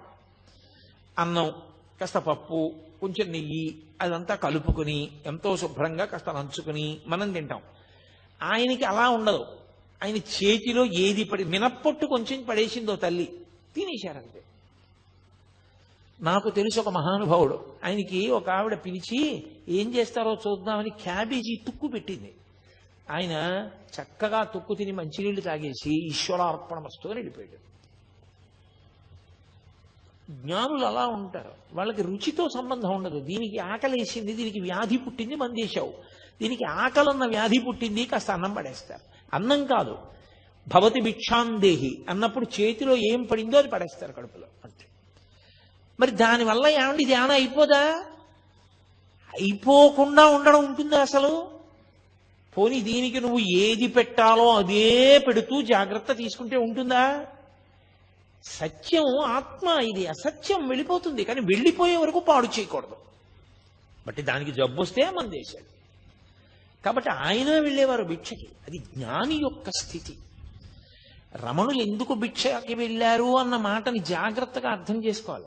అస్తమానం పళనిస్వామిని పిలిచి నాకు ఆకలిస్తోంది, అది కొంచెం వెళ్ళి భిక్షకి వెళ్ళామన్నా పట్టరా అన్న అనుకోండి, అహంకారం వచ్చిందని గుర్తు. తను వెళ్ళడానికి కష్టం, తను తిరగడానికి కష్టం, అంటే శరీర భావన వచ్చిందా లేదా? కాబట్టి పళనిస్వామి వెళ్ళి తెస్తూ ఉండాలి. పళనిస్వామి తీసుకొచ్చేసి ఆయన ఏదో ఆత్మానందంలో ఉండగా బహిర్ముఖులి, అయ్యా మీకోసమే తెచ్చాను, మీరు ఎప్పుడో నిన్న తిన్నారు, ఇవాళ సాయంకాలం అయింది, కళ్ళు విప్పారు, ఆకలేదు, తినండి అన్నారు అనుకోండి, ఉదాసీనుడు. తీసుకొచ్చారు, అక్కడ పెట్టారు. ఆయన తీసుకొచ్చి పెట్టారు అని చెప్పేసేసి ప్రత్యేకమైన కృతజ్ఞత లేదు. ఆయన తినమంటున్నాడు, ఇంత తీసుకుని నోట్లో పడేసుకున్నారు. ఆయన వెళ్ళి ఒక బండ మీద కూర్చునేవారు. ఒకళ్ళు వచ్చి రేపు మా ఇంట్లో పెళ్లి, మీరు తప్పకుండా భోజనానికి రావాలి 11ంటికి అన్నారు. అలా చూశారు, వాళ్ళు ఒప్పుకున్నారు అనుకుని వెళ్ళిపోయారు. ఆయన అలాగే ఉన్నారు బండ మీద, ఆయన దిగలేదు. మర్నాడు ఏమిటి ఇంకా రాలేదు, బ్రాహ్మణ స్వామి అంటుండేవారు. ఇంకా రాలేదని చెప్పి కొండెక్కారు. కొండకి రా, భోజనానికి తీసుకెళ్ళి నీకు అన్నం పెడతాను రా అన్నారు. ఆయన అలాగే ఉన్నారు. పుచ్చుకోదు మనసు. మీరు అది పట్టుకోవలసిన విషయం. మనసు పుచ్చుకుంటే ప్రతిస్పందన, మనసు పుచ్చుకోలేదనుకోండి స్పందన ఉండదు. మీకు ఎలా చెప్పాలి, ఇంకా బాగా అర్థమయ్యేటట్టు చెప్పాలంటే, ఇప్పుడు నేను ఇలా కూర్చుని ఉండగా మీరు వచ్చి నన్ను ధూర్తతనంతో ఏదైనా అనకూడని మాట అన్నారనుకోండి, నేను వెంటనే మీకు బుద్ధి ఉందా లేదా, నేను ఎప్పుడైనా చేశానా అలాంటి పని, ఎందుకు అలా నింద చేస్తున్నారు అన్నాను అనుకోండి, ప్రతిస్పందించాను. నేను నిద్రపోతున్నప్పుడు మీరు వచ్చి నన్ను ధూర్తతనంతో మాట్లాడారనుకోండి, నేనేమైనా అంటానా? అప్పుడు నా మనసు లేదు, ఆత్మలో లయమైపోయింది. మనసు పుచ్చుకోదు. మనసు ఆత్మయందు లయమై ఉండగా అది ప్రతిస్పందించదు. అది మనకి అజ్ఞానంతో సుషుప్తిలో లయమవుతుంది. ఆయనకి జ్ఞానము చేత జాగృతి యందు లయిస్తుంది. అదే తేడా. అది ఎలా జరుగుతుంది అంటే అనుభవం చేత తెలుసుకోవాలి తప్ప ఇంకా అంతకన్నా చెప్పడానికి వాక్కులు ఉండవు. కాబట్టి ఆత్మస్థితి అంటారు దాన్ని. అది వాక్కులకు అందదు. కాబట్టి వస్తానన్నావు, భోజనానికి రాలేదే, ఇది వీళ్ళ భావనలు, ఇవన్నీ వీళ్ళ ప్రతిస్పందనలు. అసలు ఆయన నిన్న విన్నది లేదు, లోపలికి వెళ్ళింది లేదా మాట, ఇప్పుడు చెప్పిన మాట వింటలేదు. ఆయన ఆత్మగా లోపల ఆనందంలో ఉన్నారు. ఆయన ఏమిటి అంత పిలిచినా పలకడి, అంతసేపు నించుంటాం రెండని చంకల కింద చేతులేసి ఎత్తుకుపోయారు. ఎత్తుకుపోతే ఇలా పద్మాసనం వేసుకున్న వ్యక్తి పద్మాసనంతోనే లేచిపోయారు. ఆయన బలవంతంగా ఎత్తేసుకుని మోసుకుని పట్టుకుపోయారు. పట్టుకుపోయి ఓ కంచం దగ్గర పడేశారు. పడేసి తిను తిను తిను అని అరిచారు. ఆయన బహిర్ముఖులు అయ్యారు. ఓ తినమంటున్నారు, అన్నీ కలిపేసుకున్నారు. ఏదో 4 ముద్దలు తినేసి కూర్చోరు. ఎంతలో జారిపోతారో మీరు చెప్పలేరు. చాలా కష్టం. అది ఎలా ఉంటుంది అంటే, చూడండి, విపరీతమైనటువంటి ప్రీతి భావన ఒక వస్తువు మీద మీకు ఉందనుకోండి, అపారమైన ప్రీతి భావన ఉందనుకోండి. ఒక ఉదాహరణ చెప్పాలంటే, నేను నా కొడుకంటే నాకు విపరీతమైన ప్రీతి అనుకోండి, నాకు అస్తమానం వాడు జ్ఞాపకానికి వస్తుంటాడు. ఏం చేస్తున్నా జ్ఞాపకానికి వస్తాడు. నేను ఆఫీసులో కూర్చుని ఇలా పెన్ తీశాను అనుకోండి, black pen, black refill pen సన్నగా రాస్తే వాడికి ఎంత ఇష్టం, వాడికి ఇలాంటి పెన్ నోటి కొనట్టే పెట్టాలి అనుకుంటాడు. అప్పుడు జారిపోయిందా లేదా? జారిపోయింది. కాసేపు ప్రీతి ఎక్కడుందో అక్కడికి జారుతుంది మనస్సు. ఆ మనస్సు అసలు పైకి ఉండడం దానికి ఇష్టం లేదనుకోండి, ఇంకా ఆ స్థితిని పొందేసింది అనుకోండి, అది ఆనందాన్ని తడువుకుంటూ ఆత్మలోకి జారిపోతుంటుంది. అందుకని ప్రతిస్పందనలు ఉండవు యోగికి. తప్ప జడమై కాదు, ఆత్మగా నిలిచి ఉన్నాడు కాబట్టి ప్రతిస్పందన పొందడు. అందుకే కరుస్తున్నా తెలియదు, చీమలు కుడుతున్నా తెలియదు, తేళ్లు కుడుతున్నా తెలియదు, ఒకరు నిందిస్తున్నా తెలియదు. ఒకవేళ నిజంగా ఆయన బాహ్యంలో ఉన్నారనుకోండి, ఉన్నా నేను ఇందాక చెప్పానే, ఆ స్థితికి ఎదిగిపోయిన వ్యక్తి అవతల వారి అజ్ఞానాన్ని మన్నించేస్తాడు. పాపం ఏం తెలుసు, గుణసంగాన్ని పొందాడు, ద్వంద్వముల యందు ఉంటాడు. కాసేపు సుఖం అంటాడు, కాసేపు దుఃఖం అంటాడు, కాసేపు ప్రీతి అంటాడు, కాసేపు అప్రీతి అంటాడు, కాసేపు కామం అంటాడు, కాసేపు క్రోధం అంటాడు. ఏమిటో అలా తిరుగుతుంటాడు. కానీ వాడికి ఏం తెలుసు పాపం, స్థిరంగా నిల్చోవడం వాడికి చేత కాదు కదా అని జాలితో, మన మీద కారుణ్యంతో వారు అలాగే చూస్తారు తప్ప ప్రతిస్పందించారు. నిజంగా వాళ్ళు ప్రతిస్పందించడం మొదలు పెడితే మీరు ఒకటి లెక్కలోకి తీసుకోండి, మనవన్నీ అపరాధములే అవుతాయి. మనవన్నీ అపరాధములే. అప్పుడు వాళ్ళు ఎంతమందికి ఎన్ని శాపాలు ఇవ్వాల్సి ఉంటుంది? ఇవ్వలేరు. భగవంతుడు మన యొక్క దోషములను ఎలా మన్నిస్తాడో, బ్రహ్మవిద్ బ్రహ్మైవ భవతి అని బ్రహ్మమును తెలుసుకుని బ్రహ్మమైన వ్యక్తి కూడా దోషములను అలా మన్నించగలుగుతాడు. అందుకే మీరు చూడండి, భగవద్భక్తుల యొక్క హృదయం కన్న తల్లి హృదయంలా ఉంటుంది. వాళ్ళు సాధారణంగా ఎంత దోషం చేసిన వాడైనా క్షంతవ్యూహం అన్నాడు అనుకోండి, క్షమించేస్తారు. ఎంత తప్పు పని చేయనివ్వండి, దాన్ని మనసులో పెట్టుకోరు. దాని గురించి 10 మాటలు మాట్లాడే లక్షణం ఉండదు. ఎవరో జ్ఞాపకం చేస్తే జ్ఞాపకానికి రావాలేమో కానీ, లేకపోతే దాని పెద్ద మనసులో స్థానం ఉండదు, విడిచిపెట్టేస్తారు. వాళ్ళు మారాలను ఒక కోరిక పెట్టేస్తారు తప్ప, ఇలా అన్నాడు అలా అన్నాడు, లేకపోతే ఇలా చేశాడు అలా చేశాడు, దాన్ని పీక్కుంటూ ఉండడం, తవ్వుకుంటూ ఉండడం అలా ఉండదు. అది భక్తి పెరిగే కొద్దీ హృదయమునందు విశాలమైనటువంటి స్థితి ఏర్పడుతూ ఉంటుంది. అది ఒక జ్ఞానిగా నిలబడగలిగినప్పుడు భగవత్తత్వం ఎలా ప్రకాశిస్తుందో జ్ఞాని యొక్క తత్వం అలాగే ప్రకాశిస్తుంది. అందుకే బాలానంద స్వామి అన్ని ఆగడాలు చెయ్యగలిగాడు. ఆయన ఎంత ఎత్తులో ఉన్నారో ఈయన అంత కిందలో ఉన్నాడు. నేను చాలా అధికుణ్ణని బట్టకో దానికి ఓ కొత్త రంగు వేసుకుని కట్టుకుని చాలా గొప్పవాడిని అనుకుంటున్నాడు. బట్టకి రంగు మారితే గొప్పవాడివి కావు, లోపల మార్పు వస్తే గొప్పవాడివి అవుతావు. అది మార్పు రావడాన్ని బట్టి ఉంటుంది తప్ప బట్టని బట్టి ఉండదు. ఒక్కొక్కసారి మరి అలాగే చెప్పవలసి ఉంటుంది ఇటువంటి సందర్భాల గురించి చెప్పినప్పుడు తప్ప, నేను ప్రత్యక్షంగా సన్యాసాశ్రమాన్ని విమర్శించడం నా ఉద్దేశ్యం కాదు. నాకు చాలా చాలా గౌరవం ఉన్నవాడిని నేను ఆ ఆశ్రమం మీద. కాబట్టి మహానుభావుడు ఆయన ఏమీ ప్రతిస్పందించకపోయినా ప్రతిస్పందించే లక్షణం ఆయన మీద ప్రీతి ఉన్నవాడికి ఉంది. పళనిస్వామికి ఆయన ఏంట్రా ఇలా ప్రవర్తిస్తారని మరునాడు ఆ విరూపాక్ష గుహకి తలుపులేసి తాళం వేసేసి ఈ బాలానంద స్వామి ఎక్కడికో వెళ్ళారు. మళ్ళీ తిరిగి వస్తాడేమోనని అతని పెట్టి తీసి ఆ పెట్టిలో మంచి మంచి పట్టు వస్త్రాలు, చీనాంబరాలు ఎందుకు అవన్నీ ఆయనకి దాచుకున్నాడు. అవన్నీ తీసి కొండ మీద పారేసి వెళ్ళిపోయారు. అందరూ కలిసి కిందకి ఏదో స్నానం చేయడానికి వెళ్ళారు. వెళ్ళి అందరూ కలిసి తిరిగి వచ్చారు. తిరిగి వచ్చి రమణులు యథాప్రకారం కూర్చున్నారు. అందులో గుహలో పైన ఎత్తుగా ఉంటుంది, పక్కకి చీకటిగా ఉండదు. అందులో చాలా మంది అసలు కనపడరు మీకు లోపలికి వెడితే. చాలా తీవ్ర ధ్యానంలో కూడా ఉంటారు ఇప్పటికీ. దాని మీద కూర్చుని మళ్ళీ ధ్యానంలోకి వెళ్ళబోతున్నారు ఆయన. ఈ బాలానంద స్వామి వచ్చాడు. ఈ పళనస్వామి నా వస్తువులన్నీ తీసుకెళ్లి వీధిలో పారేశాడు, వీడిని వెంటనే గుహలోంచి పంపించేస్తావా, పంపించేయరా. ఇప్పుడేమిటి నాటకం? తన మీద ప్రీతి ఉన్నటువంటి వాడు తనకి అప్రీతితో ఉన్నవాడి పట్ల మర్యాద విడిచిపెట్టి ప్రవర్తించాడన్న ఖేదం ఆయనకి కలిగింది. ఈ ప్రీతి అప్రీతి రమణులకు ఏమైనా ఉందా? ఆయన అలా చూస్తున్నారు, ఏమీ మాట్లాడటం లేదు, ఏమీ ప్రతిస్పందన లేదు. అది అసంగత్వము అన్న మాటకు అర్థం. అది సత్సంగత్వే నిస్సంగత్వం అంటారు శంకరాచార్యులు వారు. అది నిస్సంగ బుద్ధి అంటే దేని మీద సంగం లేదు. ఆయన అలా చూస్తున్నారు.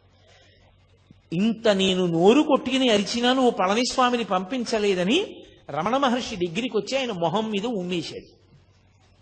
ఆయన అలాగే చూస్తున్నారు. మొహం నిండా ఉమ్ములేశాడు. ఆయన అలాగే చూశారు. ఏం చేస్తాడు ఇంకంతకన్నా? నీకు బుద్ధి లేదన్నాడు, వెళ్ళిపోయాడు. నేను అసలు ఈ కొండ మీద ఉండను, నువ్వు ఏమనుకుంటున్నావో, నేను లేకపోతే నీకు గౌరవం ఉందనుకుంటున్నావా, నా శిష్యుడిని చెప్పాను కాబట్టి వస్తున్నారు నలుగురును అంటే, నలుగురు రాకపోతే ఆయన బెంగపెట్టుకుంటాడని ఆయన ఉద్దేశం. అసలు నిజమైనటువంటి భక్తుడు మనుష్యులకు ఎంత దూరంగా ఉందామా, ఎంత ప్రశాంతంగా ఉందామా అని వెంపర్లాడతారు. భక్తిని అడ్డుపెట్టి పబ్లిసిటీలు కోరుకునే వాళ్ళు ఉంటారు, వాళ్ళు ఎంతమంది రావాలని కోరుకునేవాళ్ళు తప్ప, నిజంగా భక్తితో ఉండాలనుకునేవాడు మౌనంగానో గ్రంథపఠనం చేసుకుంటూనో జపం చేసుకుంటూనో గడపాలి, ఏకాంతంగా ఉండాలని అభిలషిస్తాడు తప్ప ఆయనకి ఇంకొక కోరిక ఉండదు. అందుకే మీరు ఎప్పుడైనా గమనించండి, ఆ ఏకాంతంగా ఉండడానికి వాళ్ళకి రాజసౌధాలు అక్కర్లేదు, వాళ్ళకి ఏం అక్కర్లేదు. ఎవ్వరూ రాకుండా వడ్ల బస్తాలు పారేసే గది ఇచ్చి ఆ గదిలో కుర్చీ వేసి ఇక్కడ కూర్చొని చదువుకోవడం, లైట్ వేసి తలిపేసి వెళ్ళిపోయారనుకోండి, వాళ్ళు అందులో హాయిగా కూర్చుంటారు. వాళ్ళకి కావలసింది ఏకాంతం తప్ప సౌకర్యములతోడి ఏకాంతం కాదు. అది ఆయన స్థితి, రమణులది. 10 మంది రాకపోతే బెంగ పెట్టుకుంటారా ఆయన అనుకుంటున్నాడు పాలానంద స్వామి. ఇది ఈయన స్థితి. ఎంత భేదం చూడండి. ఒక్క రమణ మహర్షి యొక్క జీవితాన్ని పరిశీలనం చేస్తే ఆత్మస్థితిని పొందినటువంటి యోగి ఎన్ని కష్టాలు అనుభవించవలసి ఉంటుందో ఆయన అర్థం చేసుకోలేని వాళ్ళు ఎంతమంది చుట్టూ చేరుతారో గమనిస్తే అది ఎంత కష్టమో. అసలు అలా నిలబడడం ఎంత కష్టపడి నిలబెట్టుకోవలసి ఉంటుంది. ఎందుకని ఎక్కడైనా ప్రతిస్పందించారనుకోండి, నోటి వెంట ఏదైనా అన్నారో అయిపోతుందంటే ఆ మాట పోయిందంటే తపస్సంతా భగ్నమైపోయింది. అలా కానీ రాగద్వేషములకు వశులయ్యారా మళ్ళీ పునర్జన్మల్లో పెడతారు. అందుకని ఎప్పుడూ ఆ స్థాయిలోనే నిలబడి ఉంటారు వాళ్ళు. ఉమ్ములేశాడు, వెళ్ళిపోయాడు, కిందకి వెళ్ళాడు, ఏదో రైలు ఎక్కాడు, వెళ్ళిపోతున్నాడు. ఈ కోపం మీద ఉన్నాడు కదూ, కోపానికి ఓ లక్షణం ఉంటుంది. అది ఎక్కడ నుంచో వస్తుంది అనుకుంటే తప్పు. కోపం వచ్చింది అంటారు. కోపం వచ్చింది అంటే ఎక్కడి నుంచో వచ్చి ఉండాలి. ఇప్పుడు కోటేశ్వరారు సభకు వచ్చారు అంటే ఎక్కడి నుంచో వచ్చాను నేను ఈ సభకి, కోపం వచ్చింది అంటారు. కోపం బయట నుంచి లోపలికి రాదు, ఇక్కడే ఉంటుంది. ఉండేది అవకాశం కోసం ఎదురు చూస్తుంటుంది. అవకాశం వచ్చినప్పుడు పైకి లేచిందా అది క్రోధమూర్ఛిత అంటుంటారు వాల్మీకి మహర్షి. వశుణ్ణి చేసుకుంటుంది. అందుకే క్రోధం ఆవహిస్తే ఉండే లక్షణం ఏమిటో తెలుసా? మొట్టమొదటి లక్షణం, నాలుక మీద అదుపు పోతుంది. మీరు ఏం మాట్లాడుతున్నారన్న దాని మీద అదుపేమీ ఉండదు. ఇంకా అదుపు లేని మాట నోటి వెంట వస్తుంది. ఆలోచన చనిపోతుంది. అదుపు లేనంత వేగంతో నోటి వెంట మాటలు వస్తాయి. బాగా ప్రశాంతంగా ఉంటే విశేషమైన అదుపులో వాక్ ఉంటుంది. తక్కెట్లో పెట్టి ఆలోచించి మాట మాట్లాడతాడు. అంత ప్రశాంతంగా ఉంటాడు. ప్రశాంతతకి పూర్తి విరుద్ధం క్రోధం. అది ఒకసారి వచ్చిందనుకోండి, ఎంత వేగంగా వచ్చిందో అంత వేగంగా వెనక్కి వెళ్ళదు. అది పట్టుకుని ఉంటుంది, చాలాసేపు పట్టుకుని ఊపుతుంది. దానికి ఆ లక్షణం ఉంటుంది. అందుకే మీరు చూడండి, ఎవరి మీదో చాలా కోప్పడి చాలా దెబ్బలాడి వెళ్ళిపోతున్నాడు అనుకోండి, మోటార్ సైకిల్ మీద వెళ్ళిపోతుంటే స్పీడ్గా వెళ్ళిపోతూ ఇలా ఇలా అనుకుంటూ తనలో తానే ఏదో ఇలా అనేసుకుంటుంటాడు. అంటే అలా అంటాడా నన్ను, నేను ఇలా అనవలసింది, వాడికి సిగ్గు లేదు, నేను ఇలా అన్నాను, ఇంకా ఇలా కూడా అనవలసింది అని ఇంకా ఇంకా తను ఎవరితో దెబ్బలాడాడో వాడు తను ఎదురుగుండా ఉన్నాడు అనుకుని మనసులో ఊగిపోతుంటాడు ఆ క్రోధంతో. అప్పుడే ప్రమాదాలు జరుగుతాయి. ఎందుకని అంటే బాహ్యము మీద ఏ విధమైన నియంత్రణ ఉండదు, జారిపోతుంది. అది సమస్త ఉపద్రవములకు కారణం. అందుకే తన కోపమే తన శత్రువు, తన శాంతమే తనకు రక్షదయ చుట్టంబౌ అని చిన్నతనంలో నేర్పుతారు. క్రోధ క్రోధకృత్కర్త విశ్వబాహుర్ మహీధర అని విష్ణు సహస్రం. కాబట్టి ఆయన రైలు ఎక్కాడు బాలానంద స్వామి. ఎవరో అక్కడ కొంతమంది పిల్లలు కూర్చుని ఉన్నారు. ఆ కోపంతో అహంకారము క్రోధము రెండూ ఒకదాంతో ఒకటి కలిశాయనుకోండి, ఇక మీరు వాడిని పట్టుకోలేరు. ఇక వాడు ఎవరి మాట వినడం. నేనింత వాణ్ణి అని కోపం వచ్చిందనుకోండి, ఆ తర్వాత మాట్లాడేటప్పుడు కూడా వీడంతా పనికి మాలినవాడు, వీడన్నా వినాలి కదా నా మాట అంటాడు.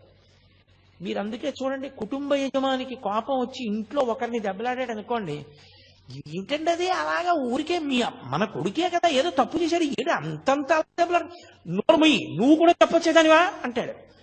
అంటే నేను యజమాని అహంకారం.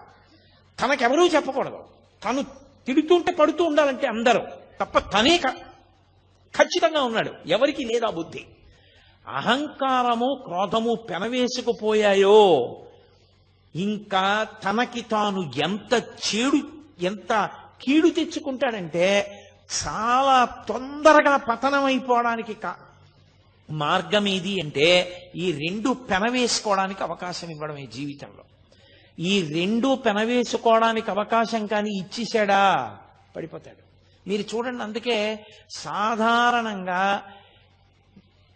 కొంతమంది పేర్లైనా కనీసం చెప్పినప్పుడు మహానుభావుడండి అండం అలవాటైందనుకోండి జీవితంలో, ఆయన మహానుభావుడండి అని ఇలా వెంటనే అనడం వచ్చిందనుకోండి, వాడు ఒబ్బిడవుతాడు జీవితంలో. అంటే ఆయన పేరు గుర్తొస్తే వీడికి అహంకారం వదిలేస్తూ ఉంటుంది. ఆయన ఎంత గొప్పవాడు అని మనసులో స్ఫురణకు వస్తుంది. వాడు పాడైపోతాడు అనుకున్నప్పుడు మీరు వెళ్ళి కనీసం ఆయన పేరు చెప్పచ్చు.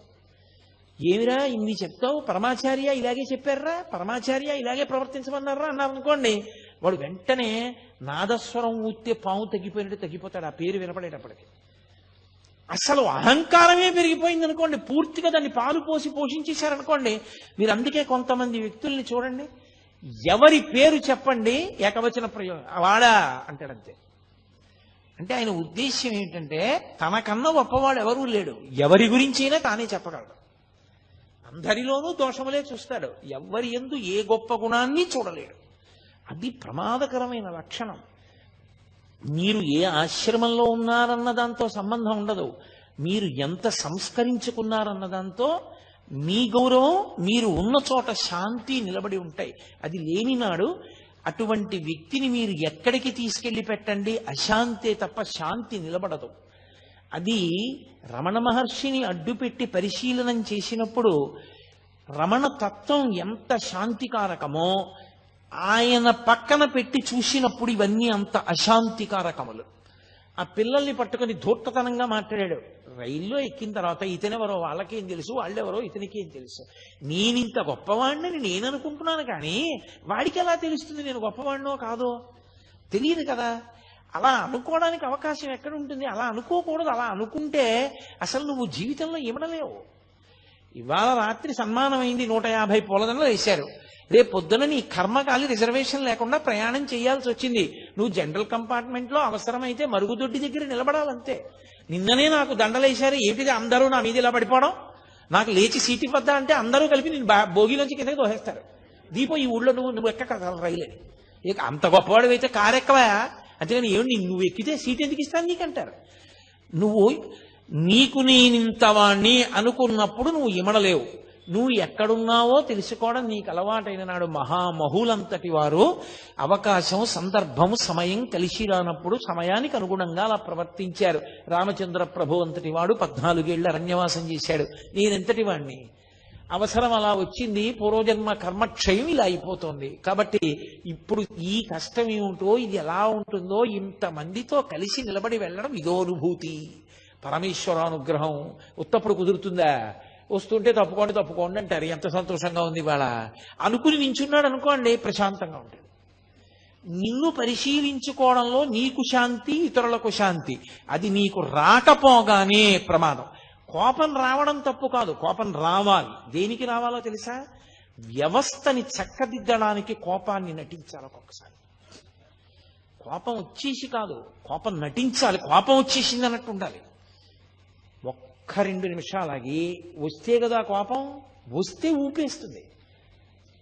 కోపం వదిలేసినట్టుగా నటించి చక్కగా మాట్లాడి వెళ్ళిపోవాలి. కోపము వ్యవస్థని దిద్దడానికి సాధనం అవ్వాలి తప్ప కోపమునకు తాను వశుడు కాకుండా ఉండాలంటే ఎంతో పరిశీలన ఉండాలి. అది మహానుభావులకు ఉంటుంది. వేషాలు కడితే ఎక్కడి నుంచి వస్తుంది? అందుకని ఆయన రైల్లోకి వెళ్ళాడు, ఆ పిల్లలతోటి దెబ్బలాట పెట్టుకున్నాడు. నా అంతటి వాణ్ణి చెప్తుంటే బుద్ధి లేదా, నీ చెప్పిన పని చెయ్యొద్దా అన్నాడు. ఆ పెట్టేదో తీయమన్నాడు, వాళ్ళు తీయలేదు. వాళ్ళకి కోపం వచ్చింది. వెంటనే అతను కాలి చెప్పు తీసి ఒళ్ళంతా ముద్దర్లు పడేటట్టు కొట్టాడు. అయిపోయిందా అహంకారం? ఇప్పుడు నేను ఫలానా అన్నాడు, ఎక్కువ అంటాడు. అయిపోయిందా నీ గౌరవం? ఒకవేళ నువ్వు ఎవరో తెలిసి అని వెళ్ళి నించున్నారు. వెళ్ళి నించుంటే రైల్వే స్టేషన్లో ఆ రోజున నేను రైలు ఎక్కినప్పుడు ఏమైందో నీకు తెలిసిందా అని అడిగాడు. ఎంత విచిత్రమైన ప్రశ్న చూడండి. అంటే తనకి అవమానం జరిగిందని ఆయనకి తెలిసిపోయిందేమో. ఏమైంది నాకు తెలీదు అని ఆయన అన్నారనుకోండి, ఏమీ తెలియనట్టే ఉంటాడు. తెలిసింది అన్నారనుకోండి, సంగతి తెలిసిపోయింది కదా. నీ ముఖం మీద ఉమ్మేసి వెళ్ళబట్టే చెప్పులు ఎట్టి కొట్టారు ఒళ్ళంతా. నేను బుద్ధి లేనివాడిని అన్న విషయం నిరూపింపబడింది అక్కడ. నువ్వే గొప్పవాడివని తెలిసిపోయిందని కదా దాని ఉద్దేశ్యం. ఆయన ఏమీ అనలేదు, అలాగే అన్నారు. అతనే అన్నాడు, నీ ముఖం మీద ఉమ్ము వేసి వెళ్ళాను కదా, ఒళ్ళంతా చెప్పులతో కొట్టారు. నీకు ఇంకా నా మీద ప్రతీకార భావన ఉందా ఉమ్మేశానని? ఎవరు లేరుగా నా చుట్టూ, నా మీద నువ్వు ఉమ్ములేయి అన్నాడు. చుట్టూ ఎవరూ లేరు కాబట్టి. అది మీరు ఒక సందర్భంగా తీసుకోకండి. నేను మీతో మనవి చేసేది అదే. మనుష్యులు అహంకారంతో ఉన్నప్పుడు ఉండేటటువంటి లక్షణాలు ఎలా ఉంటాయో, ఎప్పుడూ ఒక్కలా ఉండగలిగినటువంటి స్థితప్రజ్ఞుడు ఎలా ఉంటాడో, రమణుల జీవితంలో ఎన్ని సందర్భాలు నేను ఎక్కడ చెప్పను, కొన్ని సంవత్సరాలు ప్రసంగం చేయాలి నేను ప్రతిదాన్ని విశ్లేషించడం మొదలు పెడితే. కాబట్టి ఆయన ఏమీ అనలేదు, ఊరుకున్నారు. ఊరుకుంటే అన్నాడు, మళ్ళీ అంతలో అహంకారం వచ్చింది. పూర్వస్థాయి తనకు ఉండాలి. అందుకని పద విరూపాక్ష గుహలో కూర్చుందాం, నీకు నేను ఇవాళ ఒక కొత్తది యోగ విద్య ఒకటి నేర్పుతాను పద అన్నాడు. ఆయన ఏమీ అనలేదు. ఆయన ముందు నడుస్తున్నాడు, ఈయన వెనకాల నడిచాడు. ఈయన కూర్చున్నారు, ఆయన కూర్చున్నాడు. కూర్చున్న తర్వాత అన్నాడు, ఇప్పుడు నేను నీకు యోగ విద్య నేర్పుతానన్నాను కాదు, ఊపిరి ఇలా తీయి అన్నాడు. ఆయన మామూలుగానే ఇలా చూస్తూ తీసుకుంటున్నారు, ఆయన ఏమీ చేయలేదు. అదే చెప్పాను, అలా ఊపిరి బిగబట్టడం ఊపిరి వదలడం చేయకూడదని. అంటే ఏమిటి? వినేవాళ్ళకి చూసేవాళ్ళకి మళ్ళీ తనొచ్చినా సరే భయపడిపోయి ఆయనే గొప్పవాడు, నా గురువు అని రమణులు తనకి వశపడ్డారని తెలుసుకోవాలని. మళ్ళీ ఏదో అల్లరి చేస్తున్నాడు, ఇది ప్రశాంతంగా ఉండనివ్వట్లేదని పళనిస్వామి వాళ్ళు 10 మంది వచ్చారు. వాళ్ళని చూసి అన్నాడు, బుద్ధుందా లేదా, పెద్దవాళ్ళం ఏదో మాట్లాడుకుంటున్నాం ఇక్కడ, మీరెందుకు బయటికి పోండి అన్నాడు. ఎంత అహంకారం అండి! అది ఎన్ని వింటే పోతుంది, అది పరిశీలనం చేత పోతుంది, కానీ తనని తాను ఉద్ధరించుకోవాలనే ప్రయత్నం చేత పోతుంది తప్ప ఇంత వాణ్ణి అనుకోవడం మొదలు పెడితే దానికి అంతేమైనా ఉంటుందా? ఎవరినైనా అధిక్షేపించి మాట్లాడటమే. అయిపోయింది, వెళ్ళిపోయాడు. వెళ్ళిపోయి మర్నాడు పొద్దున్న ఓ చుట్ట ఒకటి తీసి నోట్లో పెట్టుకుని విప్పట్రా చుట్ట వెలిగించుకోవాలన్నాడు పళనిస్వామిని పిలిచి. ఆయన స్వామి ఏమిటి, చుట్ట ఏమిటి, కాల్చుకోవడం ఏమిటి, అరుణాచలం కొండ మీద ఏమిటది, ఓ చండ్రకర్రకి నిప్పంటించి పట్టుకెళ్ళాడు ఆయన. ఇంత నిప్పట్టుకొచ్చాడు చుట్ట వెలిగించుకోవడానికి అన్నాడు. మీరు పెద్దవాళ్ళు కదా, పెద్దదే ఉండాలి ఏదైనా, అందుకని పెద్ద నిప్పట్టుకొచ్చానన్నాడు.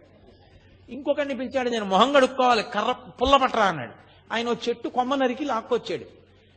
కొమ్మట్టుకొచ్చావు ఎందుకన్నాడు. పెద్దవాళ్ళు కదా మీరు, పెద్ద కొమ్మే ఉండాలి పళ్ళు తోముకోవడానికని కొమ్మ తెచ్చానన్నారు.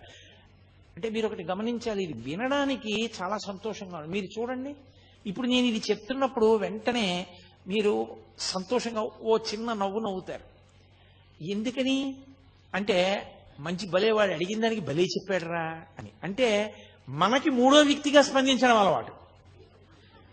ఆయన అలాంటి వాడిని ఓ నిర్ణయం, వాడికి భలే దెబ్బ కొట్టారా అని మనదో నిర్ణయం. కాబట్టి మనం ఓ చిన్న నవ్వు, ఏమీ లేకుండా ఉదాసీనంగా కూర్చున్నవాడు ఎవరైనా ఉన్నాడు అనుకోండి, వాడు శ్రోతలలో కొంత పరిణితికి వెళ్ళిపోయిన వాడిని గుర్తు.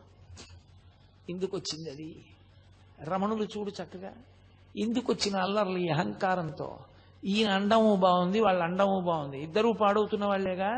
రమణుల చుట్టూ చేరి ఎవరు మాత్రం ఏం నేర్చుకుంటున్నారు ఆయన్ని చూసి అన్న భావన కలిగిందనుకోండి, అప్పుడు ప్రతిస్పందన ఉండదు అన్న భావనతో ఊరుకుంటారంటే పరిశీలనము జరిగిందని గుర్తు. అక్కడ ఒక్క సంఘటనలో అన్ని విషయాలు చూపిస్తారు.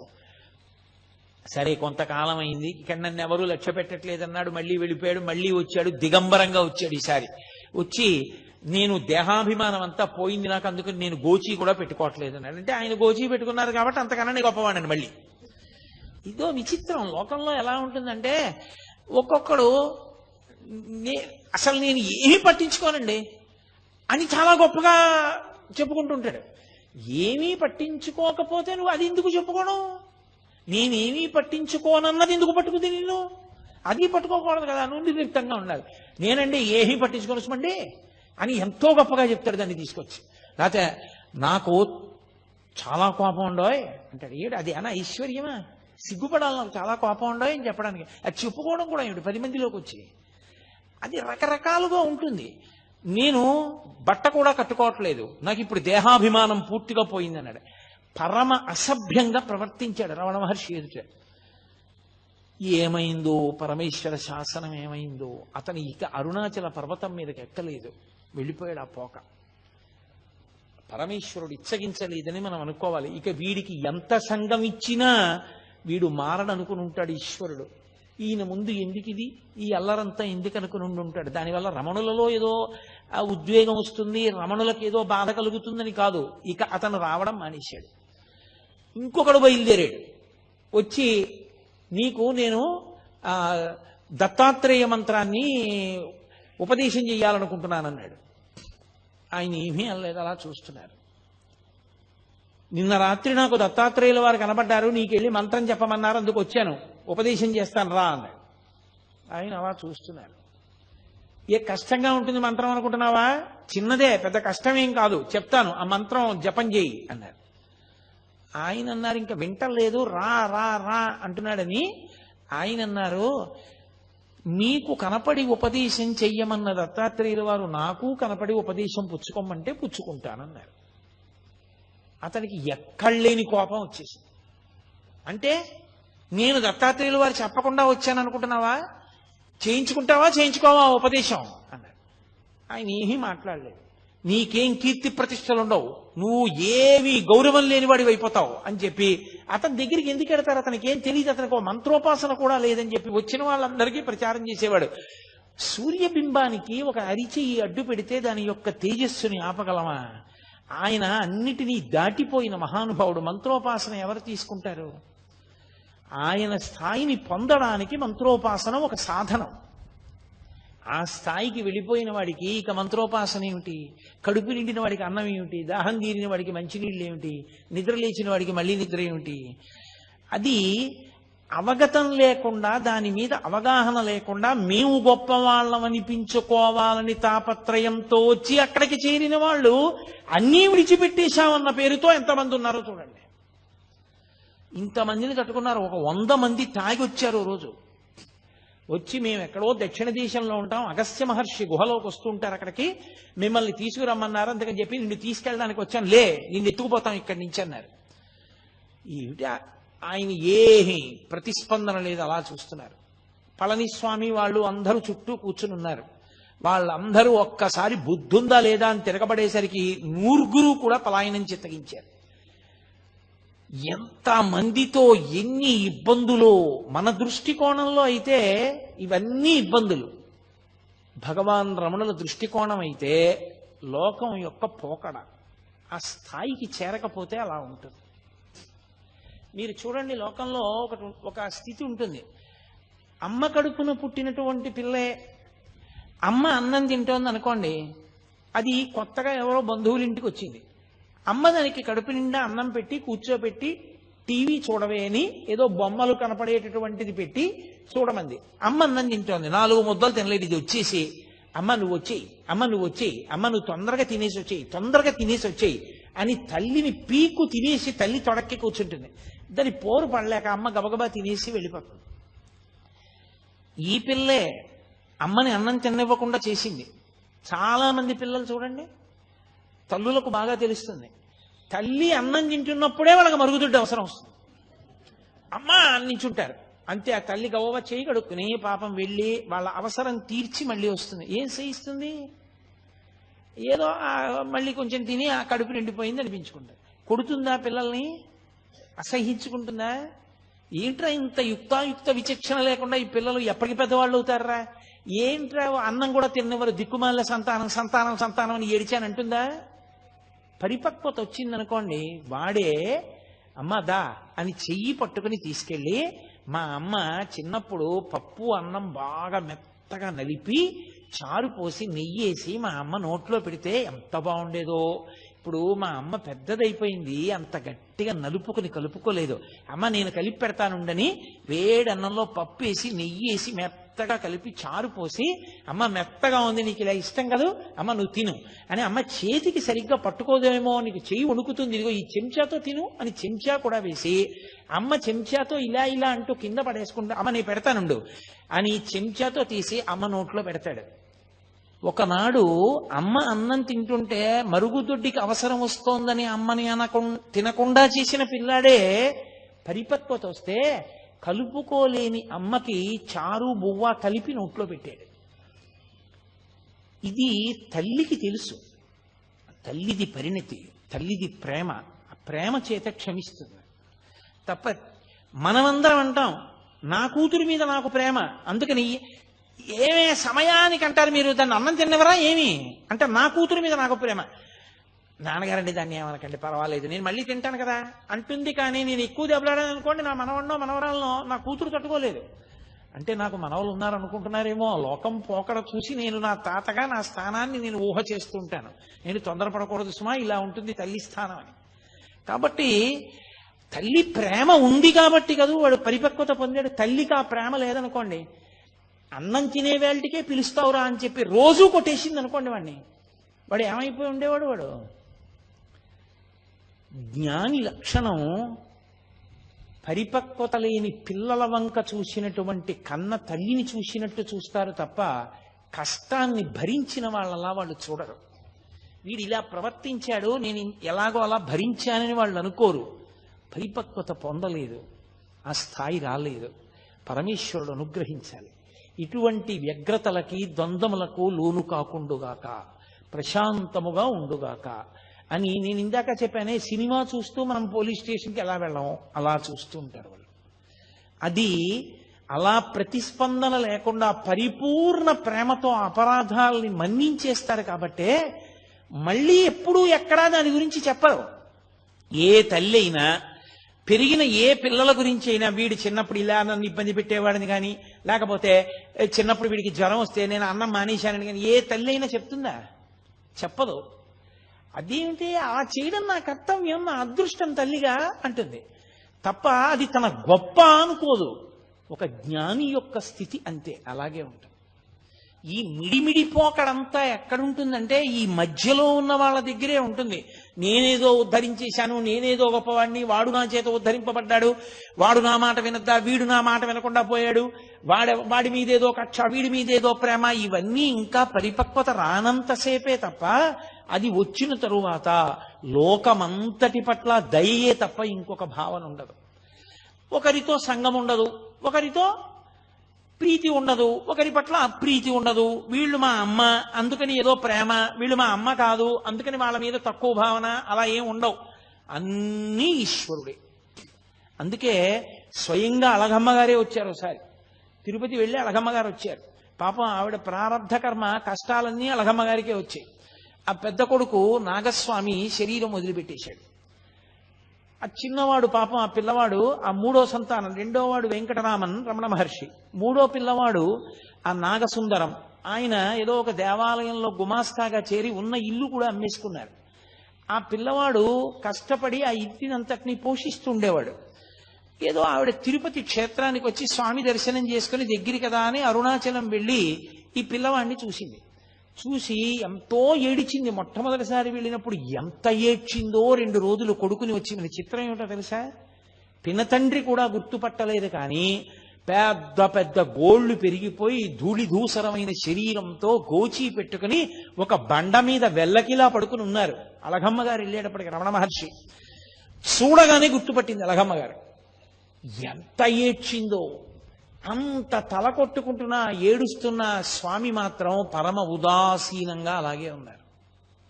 ఏ ప్రకంపనలు లేవు ఆయనలో, ఏ భావస్పందనలు లేవు. చుట్టూ ఉన్న వాళ్ళు అయ్యో అమ్మంటోందంత ఏడుస్తోంది, కనీసం జవాబు చెప్పద్దా అన్నారు. ఆయన నోటితో మాట్లాడితే కదూ, ఓ కాగితం ఇమ్మని దాని మీద వ్రాశారు. కర్త ఎవరి ప్రారబ్ధానుసారం వారిని ఆడిస్తూ ఉంటాడు. మనం కావాలనుకున్నవి జరగాలని లేదు, జరగాలనుకున్న వాటిని మనం ఆపలేము. కాబట్టి ఏది ఎలా జరుగుతుందో దానిని అంగీకరించడమే సర్వ విధముల శ్రేయస్కరము. అదే మొట్టమొదటి ఉపదేశం. ఆయన జీవితంలో వ్రాతపూర్వకంగా కాని నోటితో కాని చేసిన మొట్టమొదటి ఉపదేశం అదే. కాగితం మీద వ్రాసి అళగమ్మ గారికి ఇచ్చారు. ఇక ఈ పిల్లవాడు రాడు, ఈ పిల్లవాడి యొక్క స్థాయి వేరని ఆమె స్థాయిలో ఆవిడ ఏమనుకుంటారు ఒక తల్లిగా, ఏమిటో కొడుకుని ఇంత కష్టపడ్డాను, పెంచాను, పెద్ద చేశాను, ఇలా అయిపోయాడు అనుకుని పాపం ఆవిడ వెళ్ళిపోయారు. ఆ తరువాతి కాలంలో మళ్ళీ ఆవిడికి ఇంకా జీవితం మీద విరక్తి వచ్చింది. విరక్తి రావడానికి కారణం కూడా భగవంతుడు అందుకే ఒక్కొక్కళ్ళకి ఒక్కొక్కటి ముందే ఇచ్చేస్తాడులా ఉంది. ఆవిడికి దక్షిణామూర్తి స్తోత్రం, వేదాంత స్తోత్రాలంటే ఇష్టం ఉండడం, ఎప్పుడూ వాటిని మననం చేయడం, ఆవిడికి కొన్ని వేల వేదాంత సంబంధమైన పాటలు నోటికొచ్చుట అళగమ్మ గారికి. అవన్నీ పాడుకుంటూ గడిపేవారు. ఆవిడ ప్రారంధం ఏమిటంటే ఆఖరికి ఆ మూడో కొడుకు నాగసుందరంకి పెళ్లి చేశారు. ఆ పెళ్లి చేస్తే పెద్దవాడు అసలు సంతానం లేకుండానే ఆయన శరీరం వదిలేశాడు నవయవ్వనంలో ఉండగా. ఇక మూడోవాడు పెళ్లి చేశారు, ఓ కొడుకు పుట్టాడు, భార్య చనిపోయింది. చనిపోతే పాపం ఆ చిన్న పిల్లవాడిని ఈయనేం పెంచగలడు, తీసుకెళ్లి మళ్ళీ పినతండ్రి గారి భార్య జానకి అమ్మాள் నెల్లియప్ప అయ్యర్ గారి భార్య జానకి అమ్మాళ్ళ గారికి ఇచ్చారు. ఆవిడ అప్పటికి వృద్ధురాలు అయిపోయింది. ఆవిడ ఏం పెంచగలదు పిల్లని? మళ్ళీ ఆ పిల్లాన్ని తీసుకెళ్లి ఆ పిల్లవాడి మేనత్త అలవేలుమంగ ఆఖరి పిల్ల, ఆ పిల్లకి ఇచ్చారు. ఆ పిల్ల ఏదో సాకుతోంది, ఎక్కడ చూసినా అప్పులు, తగిన ఉద్యోగమా లేదు, భార్య చచ్చిపోయింది, కొడుకునా ఎవరో పెంచుతున్నారు. అసలు ఎందుకు ఇంకా బతకాలనిపించింది ఆయనకి. ఈలోగా అళగమ్మ గారు మెల్లిగా కొడుకు దగ్గరికి వెళ్ళిపోయారు. ఇది ఒక విచిత్రమైన సంఘటన. నాకు భగవాన్ రమణుల జీవిత చరిత్ర మొత్తం మీద చాలా కాలం నాకు అనుమానం ఉండిపోయిన సందర్భం ఇదొక్కటే. ఆ తర్వాత నాకు పరమేశ్వరానుగ్రహం వల్ల యథార్థంగా చెప్పాలంటే రమణ మహర్షి ఒక వ్యక్తి రూపంలో అనుమానాన్ని తీర్చారు. అప్పటి వరకు నాకు ఇది ఎందుకు అలా జరిగింది అని అర్థమయ్యేది కాదు. అళగమ్మ గారు కొడుకు దగ్గరికి వెళ్ళిపోతానని చెప్పి అరుణాచలం వెళ్ళిపోయి అరుణాచలంలోనే ఒకరి ఇంట్లో ఉండేవారు. ఆవిడికి విరూపాక్ష గుహలోనే ఉండాలి కొడుకుతో అని కోరిక. కూతురు అలమేలమంగ అడిగిందమ్మా, మా ఇంటికి వచ్చేసేయమ్మా, మాతో ఉండమని. అయినా కూడా కొండ మీదకి వెళ్ళిపోయి, సరే పెద్ద ఆవిడ ఉన్నంత కాలం ఉండదు, ఇంకా ఆవిడ కిందెందుకని ఆవిడ్ని కూడా విరూపాక్ష గుహకి తీసుకొచ్చేశారు. అది చిన్న గుహ, బయటకు చిన్న గదిలా ఉంటుంది, లోపల గుహ ఉంటుంది. అక్కడే ఈవిడ ఉండేవారు. అక్కడ ఈవిడిది ఆచారం, సంప్రదాయం, తడి పొడి మడి మైల ఆచారము ఈవిడిది. ఆయనేమో అగ్నిహోత్రం, మహాజ్ఞాని, ఆయన అన్నిటికీ అతీతుడు.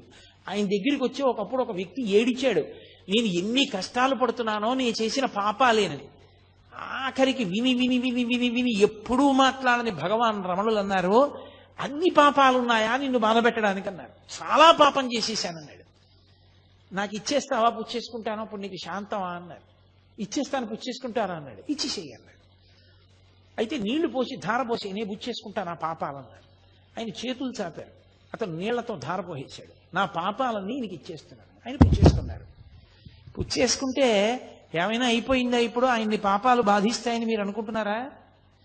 ఒక్క విషయం గుర్తుపెట్టుకోవాలి. ఓ కొవ్వొత్తి వెలుగుతోందనుకోండి, దాని మీద నేను నీటి బుట్టు వేశాననుకోండి, కొవ్వొత్తి నిధనం అయిపోతుంది. పొయ్యి వెలుగుతోందనుకోండి, నేను చారెడు నీళ్లు తీసి ఇలా అన్నాను అనుకోండి, మంట నిధనం అవుతుంది. ఒక ఇల్లు కాలిపోతోందనుకోండి, పునః అమంగళకరమైన మాట ఎందుకు, అరణ్యంలో దావానలం వ్యాప్తి చెందిందనుకోండి, పెద్ద మంట, అరణ్యం కాలిపోతోంది అనుకోండి, నేను వెళ్ళి చారెడు నీళ్లు తీసి చల్లాను అనుకోండి, మంట ఏమైనా నిధనం అవుతుందా? ఈ నీళ్లు కాలిపోతాయి. నీరు నిప్పు నార్పాలి, కానీ అంత మంటలో చారెడు నీళ్లు పడితే మరిగి ఆవిరైపోతాయి, కాలిపోతాయి. అవి ఆర్పవలసిన నీరు కాలిపోయింది మంటలో. ఎందుకని? మంట పెద్దది, నీరు తక్కువ. రగిలిపోతున్న జ్ఞానాగ్ని పరమేశ్వర స్వరూపం అది. అది పాపాలు పుచ్చుకుంటే మాత్రం దాన్ని ఏమైనా చేస్తాయా? దగ్ధమైపోతాయి అంతే. ఇంకొకరికి శాంతినివ్వడానికి పాపాలు పుచ్చేసుకున్నారంతే మహానుభావులు. అంతటి ద్వంద్వాతీత స్థితి. రమణుల పేరు చెప్తే చాలు గురువుల యొక్క అనుగ్రహం కలుగుతుంది, అరుణాచలేశ్వరుడి యొక్క అనుగ్రహం కలుగుతుంది. సాక్షాత్ సుబ్రహ్మణ్యావతారం. అంతటి మహానుభావుడు గుహలో కూర్చునుండగా కావ్యకంఠ గణపతి ముని ఒక్కరే ఉన్నారు. ఒక్కరే ఉండగా 6 జ్యోతులు ఆయన యొక్క తలని నుదిటిని తాకి ఆయనలో లీనమైపోవడం చూసి ఒళ్ళు గగురు పొడిచింది కావ్యకంఠ గణపతి మునికి. 6 జ్యోతులైన నుదురిని తాకి ఐక్యం అయ్యాయంటే ఇది షణ్ముఖ స్వరూపం, సుబ్రహ్మణ్య స్వరూపం అని నిర్ధారించారు. అలగమ్మ గారికి పాపం మడి మైల ఆవిడ తాపత్రయం ఆవిడది, ఆవిడ ఆచారం ఆవిడది, అది తప్పు అని మాత్రం అనకూడదు సుమండి. నేను మీతో తరచుగా మనవి చేస్తున్నాను, జ్ఞానికి ఇవేం ఉండవు. జ్ఞాని వీటన్నింటికన్నా అతీతమైన స్థాయిలో ఉంటాడు, ఏ ప్రతిస్పందన ఉండదు. కానీ రమణ భగవానుల్ని చూసి మీరు కూడా అంటే మనం కూడా అలా ఉందాం అనుకుంటే తప్పు. ఆ స్థాయికి చేరకుండా అలా చేయకూడదు, చాలా పొరపాటు, అలా ఉండకూడదు. ఆవిడ ఉల్లిపాయ వేనిచ్చేవారు కాదు, ఉల్లిపాయ వేకండి ఉల్లిపాయ తినకూడదు అనేవారు. ములక్కాడ పట్టుకొస్తే ములక్కాడ వేనిచ్చేవారు కాదు, భిక్షాన్నం ఏమిటని ఆవిడే పోయి పెట్టుకుని వండుకుంటూ ఉండేవారు. నేను పెట్టుకుంటాను కొడుకు అంటుండేవారు. రమణులు ఆవిడ్ని చూసి పరిహాసం ఆడేవారు. మా అమ్మ మోక్షానికి ఎడుతూ ఉంటే ఉల్లిపాయలు పర్వతాలై అడ్డుపడిపోతాయి, ములక్కాడలు అరణ్యాలు అయిపోయి చిక్కుపోతుంది, అందుకని మా అమ్మ తిందంటుండేవారు. ఆవిడ నేను అమ్మని కాబట్టి నేను పెడితే తినాలి, నాతో మాట్లాడాలని. ఆయన అనేవారు, ఎవరు అమ్మ, నాకు అందరు అమ్మలే తప్ప నువ్వు ఒక్కదానివే నాకు అమ్మవి కావు, నాకు లోకమంతా తల్లులే అనేవారు. ఆయన దృష్టికోణం అది. అలా రమణుల గురించి చదివి నేను అనకూడదు, నేను మా అమ్మని గౌరవించాలి, మా అమ్మకి నమస్కారం చేయాలి. అవునమ్మా నువ్వు నా తల్లి అనాలి. నేను ఇంకా రమణుల స్థాయికి పొందలా. రమణుల స్థాయిని పొందిన నాడు నేను అలా మాట్లాడాలని ప్రయత్నం చేయక్కర్లా, ఆ మాట అప్పుడు అదే వస్తుంది. అంతేకాని జ్ఞానిని చూసి ఎన్నడూ అనుకరించరాదు.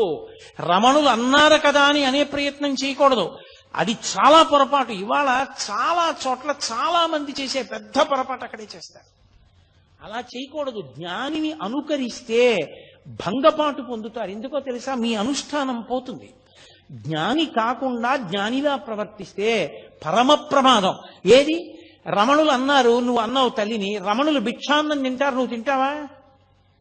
రమణులని జటాస్వామి ఆ తర్వాత బాలానంద స్వామి అలా ప్రవర్తించిన ఆయన అలా ఉండగలరు, నువ్వు ఉండగలవా? ఉండగలిగితే అలా కూడాను. జ్ఞాని స్థితిని చూసి జ్ఞాని ఎలా ఉన్నాడో అలా నువ్వు ఉండే ప్రయత్నం చేస్తే చాలా ప్రమాదం వస్తుంది. అలా ఎప్పుడూ చేయకూడదు. ఆచారకాండే. రమణులు అలా అన్నారు అంటే అది ఆయన స్థాయి. అటువంటి భగవానుల దగ్గరికి ఒకప్పుడు కావ్యకంఠ గణపతి ముని వచ్చారు. నేను కావ్యకంఠ గణపతి ముని గురించి కేవలం 1-2 వాక్యాలు చెప్పి వదిలేశాను అనుకోండి, అంతకన్నా అన్యాయమైన విషయం ఇంకోటి లేదు రమణతత్వం చెప్పేటప్పుడు. ఎందుకంటే రమణులకు కావ్యకంఠ గణపతి మునికి అంత సాన్నిహిత్యం. కావ్యకంఠ గణపతి ముని గురించి చెప్తే రమణుల గురించి చెప్పాలి, రమణుల గురించి చెప్తే కావ్యకంఠ గణపతి ముని గురించి చెప్పాలి. ఇద్దరిని విడదీసి ఇద్దరి జీవితాలు వేరు వేరు, ఆయన గురించి ఆయనలా చెప్తాను, ఈయన గురించి ఈయనలా చెప్తానంటే అసలు చెప్పడం కుదరదు, పరిపూర్ణం అవ్వదు. అందుకే నేను ప్రత్యేకంగా రేపటి రోజున కావ్యకంఠ గణపతి ముని, భగవాన్ రమణులు, వాళ్ళిద్దరి విశేషాల్ని రేపటి రోజున మీతో మనవి చేస్తాను. ఇవాళ ఒక్క విషయమే చెప్తాను. కావ్యకంఠ గణపతి ముని విఘ్నేశ్వరుడి యొక్క అనుగ్రహం చేత జన్మించిన కారణజన్ముడు, మహావిద్వాంసుడు. ఆయన అపారమైనటువంటి శిష్యులు ఆయనకి. ఆయన ఒకసారి రమణుల దగ్గరికి వచ్చారు. వచ్చి తపస్సనగా ఏమి అని అడిగారు. నాకు నిజంగా తెలుసుకోవాలనుంది, మంత్రజపంతో తపస్సుని పొందాలి అంటే ఏం చెయ్యాలి, జపంలో ఏది తపస్సు అని అడిగారు. అంతటి మహావిద్వాంసు రమణ మహర్షి అన్నారు, నోరు విప్పి మాట్లాడారు. మంత్రజపం చేసినప్పుడు ఆ మంత్రం యొక్క స్వరం ఎక్కడ నుంచి బయటికి వస్తోందో ఆ మూల స్థానంలోకి లయమైపోవడమే జపం. మాట మాట్లాడుతున్నప్పుడు ఆ మాటలన్నీ ఎక్కడ ఉత్పత్తి అవుతున్నాయో ఆ ఉత్పత్తి అవుతున్న స్థానంలోకి లయమైపోవడమే తపస్సు. దీనికే తపస్సు అంటారన్నారు. అనగానే వెంటనే సంస్కృతంలో రమణ పంచకం చదివారు కావ్యకంఠ గణపతి ముని. చదివి, మహానుభావ, ఎన్నో గ్రంథాలు చదివాను కానీ ఇలా చెప్పిన వాణ్ణి నేను చూడలేదు. వెంకటరామన్ అని పిలుస్తున్నారు, కాదు, ఈయనకి నేను సరి అయిన పేరు ఇప్పుడు నేను ఉంచుతున్నాను. ఇక ఇవాళ నుంచి మీ అందరూ రమణ మహర్షి అని పిలవండి. ఈయన రమణ, లోకములను రమింప చేస్తారు కాబట్టి మహర్షి. ఎందుకు మహర్షి అంటున్నానంటే, ఊర్ధ్వరేతస్కుడై, శాపానుగ్రహ సమర్థుడై, ఇంద్రియములను గెలిచినటువంటి వాడై, పరమేశ్వర తత్వాన్ని జీర్ణం చేసుకున్నవాడై బ్రహ్మమును తెలుసుకుని బ్రహ్మముగా నిలబడినవాడు కాబట్టి త్రికాల వేది కనుక ఇన్ని మహర్షి అని పిలుస్తున్నాను. భగ అది ఉన్నవాడు భగవానుడు, పరమేశ్వరుడు అని పిలుస్తాం. భగము అంటే 6 ఉండాలి. ఆ 6 ఐశ్వర్యము, సమగ్రత్వము, ధర్మము, యశస్సు, శ్రియము, జ్ఞానము, వైరాగ్యము. ఈ 7 ఉంటే భగవంతుడు అని పిలుస్తారు. ఈ 7 పుష్కళంగా ఆయన యందు ఉన్నాయి. అపారమైన తపస్సు చేత మహర్షి అయి ఈ 7టిని పరమేశ్వరుడితో సమానంగా పొందారు కనుక ఇక నుండి వీరిని భగవాన్ రమణ మహర్షి అని పిలవండి అన్నారు. కావ్యకంఠ గణపతి ముని పెట్టినటువంటి పేరే భగవాన్ రమణ మహర్షి అన్న పేరు తరువాతి కాలంలో లోకంలో ప్రచారమైంది. అటువంటి రమణులు అరుణాచల పర్వతం మీద తిరుగుతుండగా వారికి కేవలం మనుష్యులతోటి సంబంధం కాదు, మీరు తపోనిష్టాగరిష్ఠులైనటువంటి వారు ఉన్న ప్రదేశాలని పరిశీలనం చేస్తే అక్కడ వారి తపస్సు యొక్క ప్రకంపనల చేత, తప ప్రభావం చేత సమస్త జీవులు వాటి మధ్య ఉన్న వైరాన్ని మరిచిపోయి ఏది దేన్ని చెనకదు. ఆయన స్కందాశ్రమానికి వెళ్ళారు.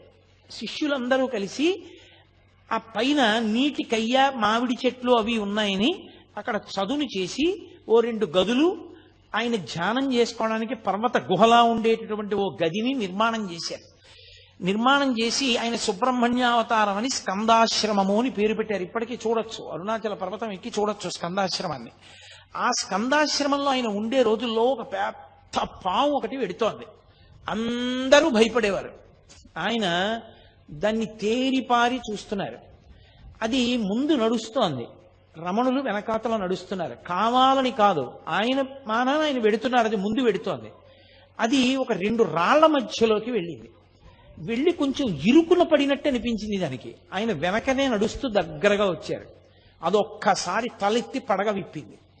ఆయన దాని కళ్ళల్లోకి అలా చూశారు. అది పడగ వాల్చేసి ఆయన పాదాల దగ్గరికి వచ్చింది. అది అప్పటి నుంచి రమణ మహర్షి శరీరం మీద ఎక్కి తిరిగే ప్రయత్నం చేస్తుండేది. అది ఆయన కాళ్ళు పట్టుకుని కాళ్ళు ఎక్కాలని చూసేది. ఏది? ఒక భయంకరమైన సర్పం. ఆయన దగ్గరకు వస్తే సమస్త ప్రాణులు శాంతి పొందేవి. ఆయన సోఫాలో కూర్చుని ఉండగా ఒక ఆయన 2 చిరుతపులి పిల్లల్ని తీసుకొచ్చాడు. అవి అకస్మాత్తుగా ఎగిరి సోఫా మీదకి ఎక్కితే 2 చిరుతపులి పిల్లలు ఏమవుతాయో అనుకున్నారు. ఆయన రెండిటిని దగ్గరికి తీసుకుని 2 చిరుతపులి పిల్లల మీద చేతులు వేశారు. అవి పిల్లి పిల్లల్లా కళ్ళు మూసుకుని ఆయన తొడ మీద తలలు పెట్టుకు పడుకున్నాయి. దాన్ని ఫోటోలు కూడా తీశారు కొంతమంది ఆ కాలంలో. అవి చాలా అలభ్యం, చాలా కష్టం మీద దొరుకుతాయంటారు. అలాగే కోతులలో తెగలు ఉంటాయి. ఒక తెగకి ఇంకొక తెగకి పడదు. 2 తెగలు దెబ్బలాడుకుని విపరీతంగా కొట్టుకునేవి. కోతికి కృతజ్ఞత ఎక్కువ, కోతి కృతజ్ఞత ప్రకటించదు. అది దాని లక్షణం, దాని లక్షణాల్లో ఒకటి కోతికి. అది 2 తెగలు దెబ్బలాడుకుని రమణులు విరూపాక్ష గుహ బయట ఉండగా వచ్చి చెట్ల మీద కూర్చుని ఇటువైపు కొన్ని వేల కోతులు, అటు కొన్ని వేల కోతులు కూర్చుని కిచకిచలాడుతూ దీని రాజు దాని రాజు పరస్పరం చాడీలు చెప్పుకునేవి. ఇటు తిప్పి వినేవారు. ఆఖరికి మీరు ఇలా దెబ్బలాడుకోకూడదు, మీ తప్పే, క్షమార్పణ చెప్పు, వెళ్ళిపోండి అంటే అది కిచకిచలాడి వెళ్ళిపోయేది. ఆయనకి ఎలా అర్థమయ్యేది? కోతి కిచకిచలాడితే ఆయనకి ఎలా తెలుసు? అన్ని వేల కోతులు తీర్పుగా ఆయన దగ్గరికి ఎందుకు వస్తాయి? అంటే మనిషి యొక్క మనసులో ఉన్న భావాలు అర్థం చేసుకోవడానికి భాష ఏమో కానీ ఆ మనసు కూడా భావాన్ని ఏ ఆత్మ ప్రకాశం వల్ల పొందుతుందో ఆ ఆత్మగా నిలబడగలిగిన వాడికి ఎదుటి ఆత్మలోని భావనలు ఎందుకు తెలుసుకోలేడు? అందుకని ఆయనకి ఇంకా భాషతో సంబంధం ఉండేది కాదు. ఒకప్పుడు ఆయన ఆశ్రమంలో ఉన్నప్పుడు నేపాల్ దేశం నుంచి ఆ రాజుగారి యొక్క సామంతరాజు వచ్చి నేను రమణ మహర్షితో మాట్లాడాలన్నాడు. నీకు తమిళం వచ్చా అన్నారు. తమిళం రాదు, గోర్ఖా భాష మాట్లాడతాడు ఆయన. గోర్ఖా భాష మహర్షికి రాదన్నారు. నేను మాట్లాడతానన్నాడు. రమణ మహర్షి వచ్చి సోఫాలో కూర్చున్నారు. ఈయన వెళ్ళి గోర్ఖా భాషలో ఏవేవేవో అడిగాడు. ఆయన కళ్ళల్లోకి అలా చూశారు ఒక 5 నిమిషాలు. మహానుభావ, చాలా సంతోషం, నాకు అంతా అర్థమైపోయింది, నడిపాడు. వెళ్ళిపోయి వాళ్ళ రాజుగారికి చెప్పాడు. వాళ్ళ రాజుగారు వచ్చి వీరికి అన్నీ అర్థమైపోయాట, మీరు చెప్పినవన్నీ గూర్ఖా భాషలో ఈయనకి చెప్పినవన్నీ మాకు చెప్పాడని చెప్తుంటే హాల్లో ఉన్న వాళ్ళందరూ నవ్వారు. రమణ మహర్షి గూర్ఖా భాషలో ఇవన్నీ చెప్పడం ఏమిటి? ఆయన చూశారంతే అర్థమైపోయేది. అటువంటి మహాజ్ఞాని, పరమేశ్వర స్థాయిని పొందినటువంటి మహానుభావుడు, పరమేశ్వరుడైనటువంటి స్థితి అయింది. అందుకే ఒకానొకప్పుడు ఒక తెగకంతటికి రాజుగా ఉంది కొంతకాలం ఒక పెద్ద కోతి. దాన్ని తరిమేసాయి కోతులన్నీ, దానికి పదవి పోయింది. ఇద్దరు అనుచరులు మాత్రం పాపం పాతరాజు గారన్న బెంగతో ఎప్పుడూ అనుసరించి వస్తుండేవి. దానికి ప్రాణోత్క్రమణం అయిపోయే సమయం ఆసన్నమైంది. అది వచ్చి విరూపాక్ష గుహ ముందు తిరుగుతోంది. రమణ మహర్షి చూసి జాలేసి దాన్ని ఇలా 2 చేతులతో ఎత్తి తీసుకెళ్లి ఒళ్ళో పడుకోబెట్టుకున్నారు.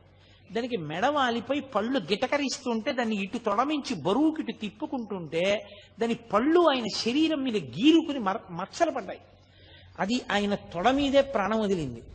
ఇది సిద్ధపురుషుడు, అందుకనే అరుణాచల పర్వతం మీద తిరిగి ఇది ఇలా శరీరం విడిచిపెట్టింది, దీనికి విభూతి అలంకారం చేసి బొట్టు పెట్టి దీన్ని తీసుకెళ్లి గొయ్యి తీసి కర్పూరం వేసి ఖననం చెయ్యండి అని ఒక సన్యాసిని ఖననం చేయించినట్టు ఖననం చేయించారు. ఒక కుక్క ఉండేది, అది దేవదాసి ఇంటికెళ్ళి పలహారం చేసేది, దేవాలయ ప్రసాదం అన్నం తినేది, దేవాలయంలో పడుకునేది. ప్రతిరోజు వచ్చి రమణ మహర్షులు ఉన్నటువంటి విరూపాక్ష గుహ ముందు నమస్కారం చేసి వెళ్ళిపోయేది. అది శరీరం విడిచిపెట్టినప్పుడు అలాగే చేయించారు.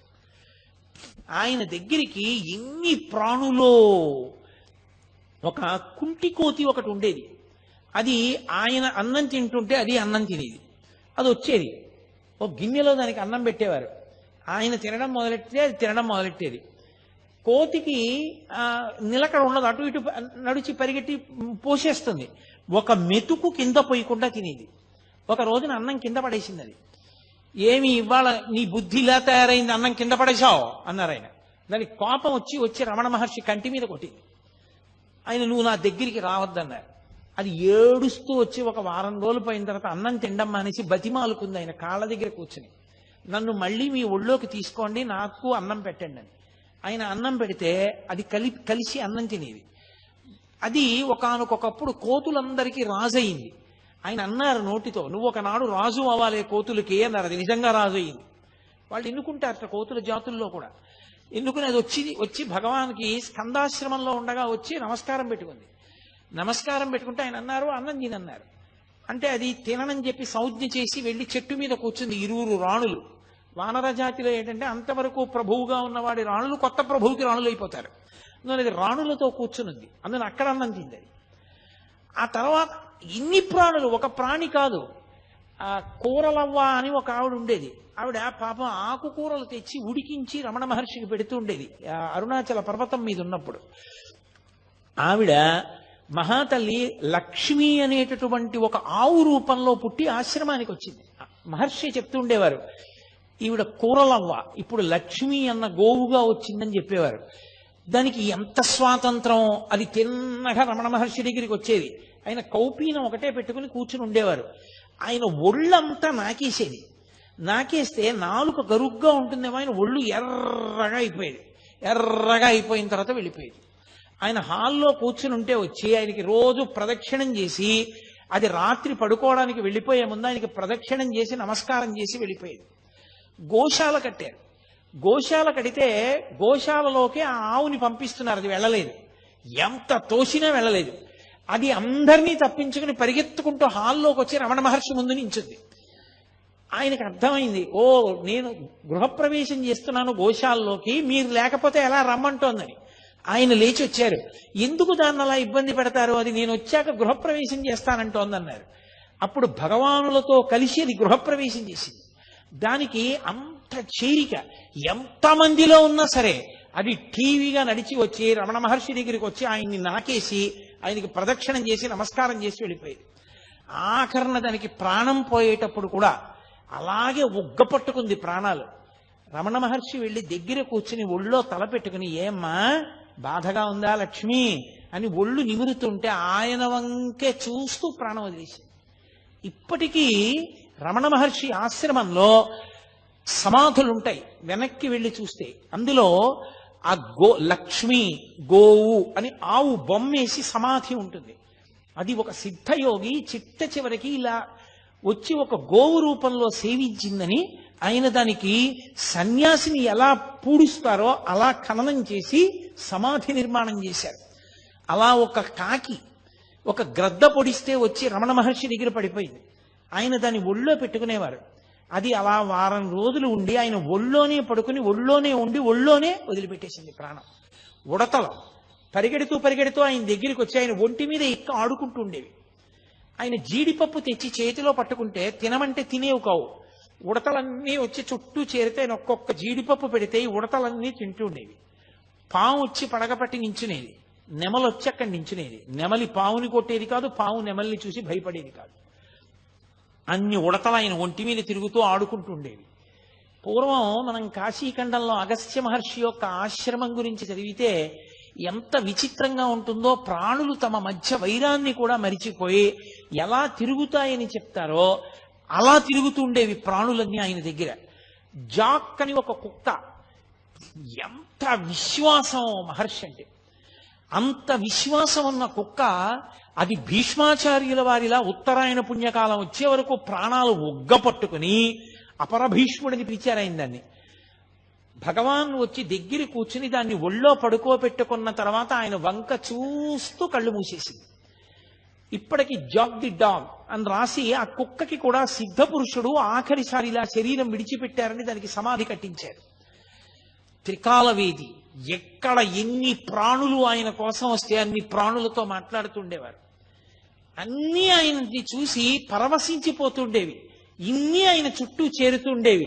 భగవంతుడి చుట్టూ సమస్త ప్రాణులు ఎలా తిరుగుతాయో రమణుల చుట్టూ అలా తిరుగుతుండేవి.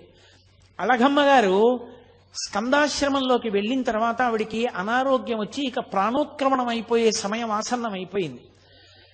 ఇక మాట పోయింది. ఆవిడ్ని పడుకోబెట్టి ఇప్పటికీ ఉంటుంది ఆ గది. అళగమ్మ గారికి మోక్షం ఇచ్చిన గది అని రాసుంటుంది, మనం లోపలికి వెళ్ళి చూడొచ్చు. ఆ గదిలో అమ్మ దగ్గర కూర్చుని అమ్మ గుండెల మీద కుడి చేయి పెట్టి అమ్మ తల మీద ఎడం చేయి పెట్టి పట్టుకున్నారు. తెల్లవారుజామున కూర్చున్న వ్యక్తి రాత్రి 8 గంటలకి లేచారు. లేచి అమ్మ మోక్షం పొందింది అన్నారు. అందరూ ఆశ్చర్యపోయారు, ఏమైందన్నారు. అమ్మ చేసుకున్న కర్మల వల్ల, వాసనాబలం వల్ల కొన్ని వేల జన్మలు ఎత్తాలి. ఆ కొన్ని వేల జన్మల్ని అమ్మతో సూక్ష్మ రూపంలో అనుభవింపచేసేశాను. సూక్ష్మ శరీరంతో అనుభవించేసింది. కర్మలన్నీ నశించిపోయాయి. ఇప్పుడు అమ్మ మళ్లీ పుట్టడానికి ఏ కర్మలు లేని స్థితిలో తన శరీరాన్ని విడిచిపెట్టేసింది. కాబట్టి అమ్మ సిద్ధి పొందింది. అందుకే అమ్మ చనిపోయిందంటే ఆయన ఒప్పుకునేవారు కాదు. సిద్ధి పొందింది. కాబట్టి ఒక సన్యాసి శరీరాన్ని ఎలా ఖననం చేస్తారో అలా ఖననం చేద్దామన్నారు. 8 గంటలకి, నేను అదే మీతో చెప్తున్నది, ఒక జ్ఞానికి చెల్లుతుంది, మనకి చెల్లదు. వెంటనే 8 గంటలకి ఆయన అమ్మగారి శవం దగ్గర నుంచి లేచొచ్చి కూర్చుని అన్నం తిన్నారు. ఆయనకి జ్ఞానికి విధి నిషేధము ఉండవు. సామాన్య సాధకుడు అలా కాదు, అలా చేయడానికి వీలు లేదు. రమణ మహర్షి జీవితాన్ని చదివి రమణ మహర్షి యొక్క స్థితిని అర్థం చేసుకునే ప్రయత్నం చేయండి తప్ప రమణులు చేసినవి అనుకరించే ప్రయత్నం ఎప్పుడూ చేయకూడదు. అది ఏదో నాటకంలో పాత్ర వేసినట్టు ఉంటుంది తప్ప నిజ జీవితంలో ఎదగడం మాత్రం కాదు. అది క్రమక్రమంగా సాధన చేత జ్ఞాని కావాలి తప్ప అకస్మాత్తుగా ఏవో కొన్ని పనులు చేసి నువ్వు జ్ఞాని అయిపోయావు అనుకుంటే చాలా చాలా ప్రమాదం. అది గతి తప్పిపోతాడు, సాధనలో కిందకి వెళ్ళిపోతాడు.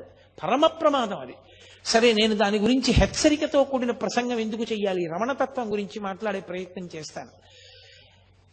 ఆయన ఆ మూడో తమ్ముడు మహానుభావుడు, పెద్ద ఆయన ఎలాగో నాగస్వామి శరీరం వదిలిపెట్టారు, రెండో ఆయన భగవాన్ రమణులైపోయారు, మూడో ఆయన తన భార్య చనిపోయింది, ఆ కొడుకుని తీసుకెళ్లి చెల్లెలు అలివేలు మంగ దగ్గర వదిలేశారు. ఆ నాగసుందరం గారు నేను ఒక్కడిని మాత్రం ఉండిపోవడం ఎందుకని, ఇక అళగమ్మ గారు అక్కడే ఉంది కదా అని చెప్పి ఆయన కూడా సన్యాసం తీసుకున్నారు. తీసుకుని నిరంజనానంద స్వామి అన్న పేరుతో ఆయన కూడా విరూపాక్ష గుహలోనే ఉండేవారు. ఈ తల్లి శరీరాన్ని పట్టుకుని కొండ కిందకి దిగారు. అప్పటికి శ్మశానం, ఇప్పుడు రమణాశ్రమం ఏదుందో అది శ్మశానంలో అంతర్భాగం. అప్పుడు ఆ శ్మశానంలోనే ఒక గొయ్యి తీసి గోతిలో అమ్మ శరీరాన్ని ఉంచారు. ఉంచగానే ఎవరో కాశీ నుంచి శివలింగం తీసుకొచ్చారు. వెంటనే అమ్మగారి సమాధి మీద ఆ శివలింగాన్ని నుంచి దీని పేరు మాతృభూతేశ్వరాలయము, అమ్మగా మారిన పరమేశ్వరుడు లేదా పరమేశ్వరుడైన అమ్మ అన్న పేరుతో అమ్మకి గుడి కట్టారు, మాతృభూతేశ్వరాలయం అని. అప్పటికి గుడేం లేదు. కొన్నాళ్లు పోయిన తర్వాత రోజు కొండ దిగొచ్చి నిరంజనానంద స్వామి పూజ చేసేవారు. రోజు రావడం వెళ్ళడం కష్టంగా ఉందని 4 తాటాకులతో చిన్న పందిరేసుకుని ఆ శ్మశానంలోనే సమాధి పక్కన ఉంటూ ఉండేవారు ఆయన. అలా ఉంటూ ఉండగా కొంతకాలానికి జయంతి ఉత్సవాల సమయానికి రమణ మహర్షి కూడా వారం రోజుల ముందు వచ్చి అక్కడే ఉండిపోయారు. ఇంకా ఉండిపోయి ఆయన పైకి వెళ్ళలేదు కొండ మీదకి. ఉండిపోయిన తర్వాత 4 తాటాకు పందిళ్లు వేశారు. ఒక తాటాకు పందిరి గదిలో రమణులు కూడా ఉంటూ ఉండేవారు. అలా ఉన్న రోజుల్లోనే ఒక ఆశ్చర్యకరమైన సంఘటన జరిగింది. ఆయన ఒక గదిలో ఉంటుండగా ఓ కుక్కొకటి లోపల ఉండేది. ఒక 4 కిటికీల దగ్గర పడుకునేవారు. ఆయన పడుకున్నారు. ఇంతలో అలికిడి వినపడింది. ఊరికి చిట్ట చివరకు ఉంది ఆగ్నేయ భాగంలో. ఏమైంది, దొంగలు వచ్చారేమో అని అక్కడ ఉన్నవాళ్ళు లేచి కిటికీలోంచి చూశారు. చూసి 6 ఉన్నారు అన్నాడు. లోపల ఉన్న అతను కనపడ్డారు బయట 6 దొంగలు. 6 ఉన్నారన్నాడు. అనగానే వాళ్ళు కిటికీ అద్దం బద్దలగొట్టి కిటికీ బద్దలగొట్టారు. బద్దలగొట్టి లోపల ఎంతమంది ఉన్నారా, ఎవరున్నారా అని అరిచారు. అరిచేటప్పటికీ రమణులు ఆయనకి నిద్ర ఏమిటి, శరీరం నిద్రపోతుంది. ఆయన కూర్చుని అన్నారు, తలుపు తీయండి, వారిని రమ్మనండి, వారికి కావలసినవి ఏ ఉన్నా తీసుకుని వెళ్ళమనండి అన్నారు. అంటే వాళ్ళు దొంగలు చాలా ఉద్రేకంగా ఉన్నారు, వాళ్ళు మనల్ని కొడతారేమో అన్నారు. వాళ్ళు పాపం ఆ స్థాయిని ఇంకా పొందలేదు, వాళ్ళు దొంగతనంలో ఉన్నారు, వాళ్ళు ఉద్రేకపడచ్చు, కానీ మనం ఎందుకు ఉద్రేకపడాలి, తప్పు కదా, తీయండి తలుపు అన్నారు. అంటే తలుపు తీశారు. తలుపు తీసి లోపలికొచ్చి వాళ్ళు బడిత కర్రలు పెట్టి ఆ చుట్టూ ఉన్న వాళ్ళని అరిచిన కుక్కని కూడా కొడితే కుక్క భయపడిపోయి పారిపోయింది గదిలోకి. వాళ్ళు కూర్చున్న రమణుల దగ్గరికి వచ్చారు. వచ్చి ఏం దాచావు చెప్పు, నీ దగ్గరికి చాలా మంది వస్తారు కదా, ఎంత ఉంది చెప్పమన్నారు. ఏమీ లేదు, ఉన్నవన్నీ అక్కడే ఉన్నాయి, మీకు కావలసినవి ఏ ఉన్నా మీరు పట్టుకెళ్ళవచ్చు అన్నారు. వాళ్ళు బడితి కర్ర తీసి ఆయన ఎడమ తొడ మీద కొట్టారు. బలంగా కొట్ట వెంటనే ఇలా తట్టు తేరిపోయింది. అంత దెబ్బ కొట్టే అబ్బా అని కూడా అనలేదు ఆయన. అలాగే కూర్చుని ఇక్కడ కూడా కొడతారా అని అడిగారు. అసలు బుద్ధి ఉందా వీడికి, అంత దెబ్బ కొడితే ఇక్కడ కొడతావా అని అడుగుతాడేంటి అని ఆ శిష్యులు అందరినీ కొట్టారు. కొట్టిన తర్వాత వెతికారు. ఏదో 4 రూపాయలను, యాపిల్ పండు, కొద్దిగా బియ్యం అవి ఏవో దొరికాయి. అవే మూట కట్టుకుని వెళ్ళిపోయారు. వెళ్ళిపోతుంటే ఈయన్ని బయటికి పొమ్మన్నారు. అంటే వెళ్ళి ఉత్తర గృహంలో ఒక చిన్న తాటాకు పందిరి కింద కూర్చున్నారు. ఒక అతను చూశాడు, రామకృష్ణ అని అతను చూశాడు, ఇంత తట్టుంది ఆ తొడ మీద, ఇంత దెబ్బ కొడతారా అని ఇనప ఓచొకటి తీసుకుని ఇవాళ ఒకడినైనా చంపేస్తానని వెళ్తున్నాడు. రమణులు పట్టుకుని అన్నారు, అన్నం తింటున్నప్పుడు నాలుక పళ్ళ కింద పడుతుంది ఒక్కొక్కసారి. పళ్ళు నాలుకని కొరికాయని నాలుకది తప్పని నాలుక కోసుకుంటావా? నాలుక సరిగ్గా ఉన్న పళ్ళే కొరికాయని పళ్ళు పీక్కుంటావా? పళ్ళు నావే, నాలుక నావే, వాళ్ళు ఈశ్వరుడే, నేను ఈశ్వరుడే. ఇంత గొప్ప పూజ నాకెవరు చేస్తారు? ఎంత మంచి పూజ చేశారు. వాళ్ళు దొంగలు కాబట్టి పాపం వాళ్ళకి తగిన సంస్కారం లేదు. వాళ్ళు ప్రవర్తించినట్లుగా మనం ఎందుకు ప్రవర్తించడం, తప్పు అలా చేయకూడదు, ఊరుకోండి అన్నారు. వాళ్ళు వెళ్ళిపోయారు. మరునాడు ఈ విషయం కర్ణాకర్ణిగా పోలీసులకి తెలిసి పోలీసులు వచ్చారు. కనీసం కొట్టారని దెబ్బ కానీ ఏమీ చూపించలేదు మహర్షి. తన దొంగలు పట్టుబడ్డారు, వాళ్ళని జైల్లో పెట్టారు. తర్వాత నేను మీతో ఎందుకు మనవి చేస్తున్నానంటే, నిద్దట్లో దొంగలు వచ్చారు, కర్రలు పెట్టి కొడుతున్నారు అంటే ఎవరైనా ఎంత ప్రతిస్పందించాలి? అప్పుడు కూడా ఆయనది ఉదాసీనమే, అదే స్థాయి, అంతే ప్రేమ. అమ్మని పిల్లాడు పిలిచి ఎవరితోనో మాట్లాడుతుంటే అమ్మ పలకలేదని కోపం వచ్చి చెళ్ళని చెంపకాయ కొడితే ఏమిటది అని ఊరుకున్న అమ్మలా, పిల్లవాడికి తెలియదని క్షమించేసిన తల్లిలా, క్షమించేయడమే తప్ప కనీసం దొంగల మీద ఒక చిన్న కంప్లైంట్ ఇవ్వలేదు. ఎప్పుడూ ఆయన అసలు మళ్ళీ ఆ సందర్భాన్ని స్మరించలేదు. అటువంటి మహానుభావుడు మెల్లిగా ఏదో ఆశ్రమం అలా తాటాకు పందిళ్ళు గదులు మెల్లిగా ఏదో సిమెంటుతో కట్టినటువంటి గోడలు గదులు ప్రారంభమయ్యాయి. సూర్య నాగమ్మ గారు, నేను ఈ మిగిలిన ఉపన్యాసాల్లో ఎక్కడో దాని గురించి స్పృశిస్తాను తప్పకుండా, ఒకానొకప్పుడు హఠాత్తుగా రమణుల యొక్క శిల్పమూర్తిని తెప్పించారు. ఆవిడ తెల్లబోయారు సూర్యనాగమ్మ గారు. ఇదెందుకు ఈ శిల్పం అన్నారు. ఏమో ఇక శిల్పం అవసరం వచ్చిందేమో అన్నారు. ఇచ్చమ్మాళ్ళని ఒక మహాతల్లి పరమభక్తురాలు, ఆవిడ వెళ్ళిపోయింది, శరీరం వదిలేసింది. ఆవిడ ఎక్కడో శరీరం వదులుతుంటే ఇక్కడ అకస్మాత్తుగా ఆయన మౌనంలోకి వెళ్ళిపోయి ఒళ్ళంతా కాంతిపుంజం అయిపోయింది. 2.5 గంటల తర్వాత కాంతి ఆయన వదిలి ఆయన బహిర్ముఖులయ్యారు. ఖచ్చితంగా ఎన్ని గంటలకు ఆయన్ని కాంతిపుంజం పట్టుకుందో, ఆయన మౌనంలోకి వెళ్ళిపోయారో ఖచ్చితంగా ఆ సమయానికే ఇచ్చమ్మాళ్ళు అక్కడ శరీరం వదిలేసింది. పరమ భక్తురాలు ఆవిడ. ఆయన దగ్గరికి వచ్చి చెప్పారు వాళ్ళు, ఇచ్చమ్మాళ్ళు వెళ్ళిపోయిందని. తెలుసు ఇచ్చమ్మాళ్ళు వెళ్ళిపోయింది అని ఆయన అన్నారు. ఆవిడికి సమయం ఆసన్నమైంది, దీనికి ఎప్పుడో అన్నారు. అది మొట్టమొదటి మాట అవతార పరిసమాప్తికి. అందరూ హడిలిపోయారు, ఏమిటి ఇలా అంటున్నారని. తరువాతి కాలంలో మెల్లగా సర్కోమా పొడసూపింది. ఎడమ చేతి మోచేతి పైన ఒక చిన్న గడ్డలా ఒకటి వచ్చింది. వచ్చి అది మెల్లిగా పెద్దదై అది బద్దలై అందులోంచి నెత్తురు కారడం మొదలుపెట్టింది. ఇంత నెత్తురు కారిపోతోంది, నీరసపడిపోతున్నారు రోజు రోజుకి అని చుట్టూ ఉన్న వాళ్ళందరూ బెంగ పెట్టుకున్నారు. ఆకులు తీసుకొచ్చారు, పసర్లు పిండారు, రేడియం సూదులు తీసుకొచ్చారు, సూదులు గుచ్చారు, సూదులు గుచ్చి కట్టు కట్టారు. అందరూ ఆయన దగ్గరికి వెళ్ళి, భగవాన్ మీకు పుండు పుట్టిందా అనేవారు. ఆయన అనేవారు, నాకు పుండు పుట్టలేదు, పుండుకి పుండు పుట్టింది అనేవారు. ఈ శరీరమే పుండు, సుఖ దుఃఖములు అనుభవించడానికి వచ్చింది, ఈ పుండుకో పుండు పుట్టింది అనేవారు. అది అలా నెత్తురు కారిపోతుండేది. ఆఖరికి దానికి ఆపరేషన్ చేశారు. ఆపరేషన్ చేసి పుండు తీసేశారు. మళ్ళీ అది సెలవేసుకొచ్చి మళ్ళీ పుండు మీద ఇంకో పుండు వచ్చింది. అది అలా నెత్తురు కారుతూనే ఉండేది. అది విపరీతమైన పోటుట సర్కోమా. ఎవరైనా వచ్చి భగవాన్ అంత నెత్తురు కారుతోందంటే ఆయన అనేవారు, ఇది శమంతకమణి, ఎంత ఎర్ర బంగారం పెడుతోందో చూశారా అనేవారు. ఒకానొక సందర్భంలో జలగతో కరిపించారు. అది నెత్తురు తాగేస్తుంది, చెడు నెత్తురని. అవి విడిచిపెట్టలేదు, తాగి అలాగే స్తబ్దుగా ఉండిపోయాయి. ఏమిటి జలగలు అలా ఉండిపోయాయి అన్నారు ఎవరో. దానికి కూడా సమాధి స్థితి అబ్బిందేమో అన్నారు. దానికి ముగ్గు వేసి లాగేశారు ఆ జలగల్ని. అవి చిన్న మాంసం ముక్కలతో ఊడిపోయాయి. ఆయనకి ఎనస్థీషియా ఇస్తామన్నారు. నాకు మత్తెందుకు, దీన్ని మీరు కోసుకుంటానంటున్నారు, పోయండి, నేను సాక్షిని అన్నారు.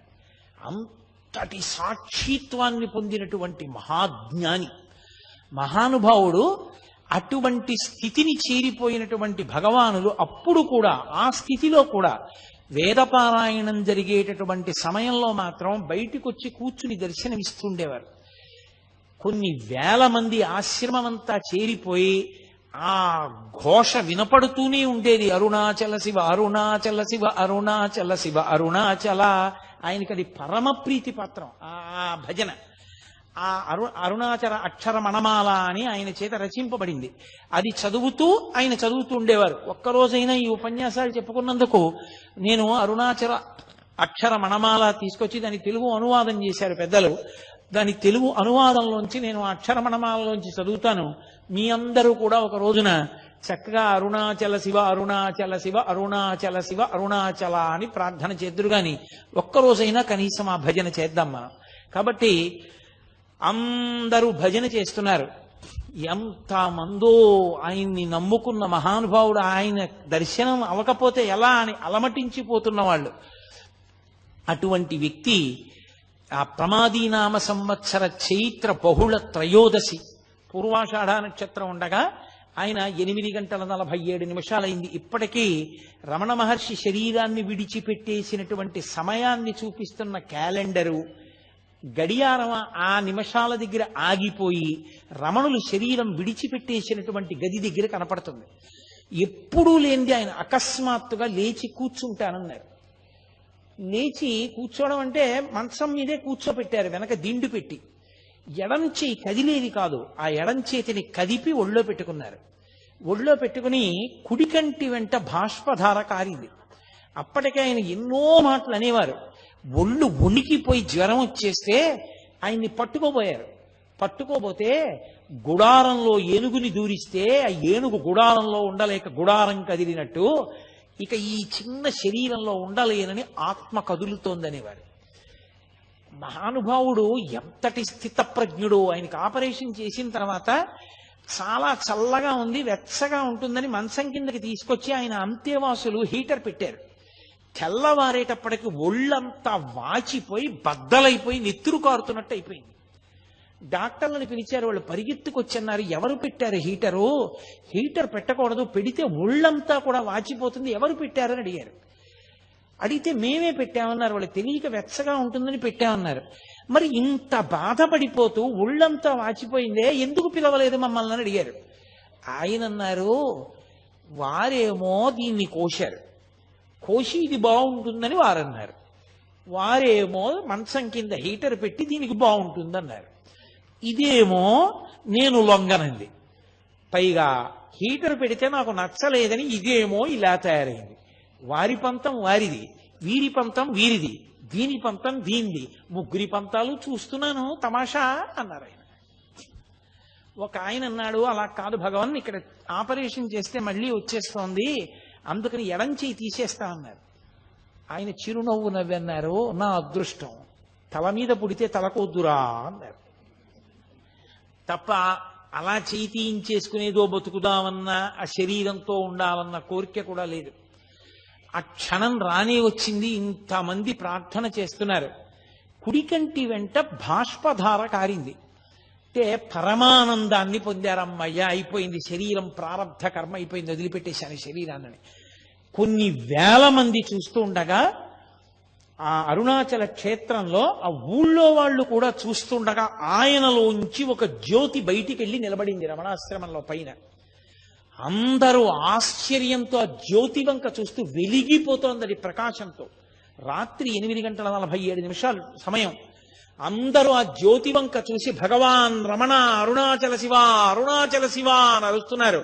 ఆ జ్యోతి క్రమక్రమంగా పైకెక్కుతూ అరుణాచల పర్వతానికి ప్రదక్షిణం చేస్తూ ఈశాన్య దిక్కుగా వెళ్ళి ఆ కొండలోకి కలిసిపోయింది. అంతే, అక్కడతో భగవాన్ రమణుల యొక్క శరీరం విడిచిపెట్టేశారు. విభూతి రాశారు, చందనం అలదారు, ఇంత అభిషేకమో చేశారు. అమ్మగారికి కట్టినటువంటి మాతృభూతేశ్వరాలయం పక్కనే పెద్ద గుంత తవ్వి కర్పూరాదులు వేసి ఆయన శరీరాన్ని అందులో పెట్టి మట్టి కప్పి ఆ పైన శివలింగాన్ని ఉంచారు. ఇప్పటికీ ప్రతిరోజు ఆ శివలింగం దగ్గర వేదపఠనం చేసి అభిషేకం చేసి అత్యద్భుతమైన అలంకారం చేస్తారు. ఎందరో దేశ విదేశాల నుంచి వచ్చిన వాళ్ళు అక్కడే కూర్చుని ఉపదేశ సారము మొదలైనవి చదువుకుని ఆ రమణ మహర్షి ఉన్న ప్రాంతానికి ఆ సమాధి, ఆయన ఉన్న అధిష్టానం, శివలింగం ఉంటే అధిష్టానం అంటారు, దానికి ప్రదక్షిణం చేస్తూ ఉంటారు. ఆ పక్కనే ఒక బావి ఉంటుంది, దాన్ని రమణ బావి అంటారు. రమణ మహర్షి తల్లిగారు అళగమ్మ గారి శరీరం విడిచిపెట్టినప్పుడు సమాధి కట్టిన రోజుల్లో అక్కడ కావలసినంత నీరు దొరకకపోతే ఎక్కడికో పాలితీర్థానికి వెళ్ళి నీళ్లు పట్టుకొస్తూ ఉండేవారు. శవానికి నీళ్లు పోసినప్పుడు కూడా ఆ నీళ్లు అంత దూరం వెళ్ళి తెస్తున్నారని రమణ మహర్షి ఒక చోట కూర్చుని చేత్తో ఇలా అన్నారు. ఇలా అన్నారు కదా భగవానులని తవ్వారు. తవ్వితే అక్కడ జలపడింది. ఇప్పటికీ ఇది తిరువన్నామలై అంతా ఎండిపోతుంది, కానీ ఆ నూతిలో నీళ్లు మాత్రం ఎప్పుడూ ఎండవు. దాన్ని రమణబావి అని పిలుస్తారు.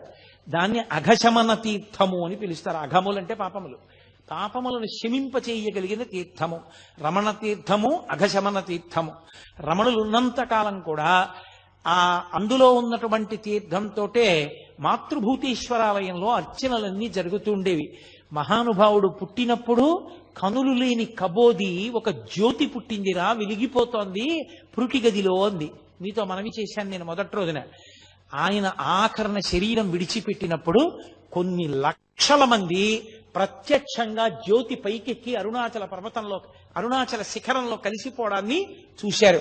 అలా చూసిన వాళ్ళల్లో నాకు చాలా చాలా గొప్పగా నేను చెప్పుకోగలిగింది, నా జీవితంలో సంతోషకరమైన విషయం ఏంటంటే, నా కూతుర్ని ఏ ఇంటికి ఇచ్చి పెళ్లి చేశానో, నా కూతుర్ని ఏ ఇంటికి ఇచ్చి పెళ్లి చేశానో ఆ నా వియ్యపురాలిని కన్న తండ్రి గారు కూడా అరుణాచలంలో రమణ మహర్షి యొక్క జ్యోతి వెళ్ళిపోతుండగా చూశారు.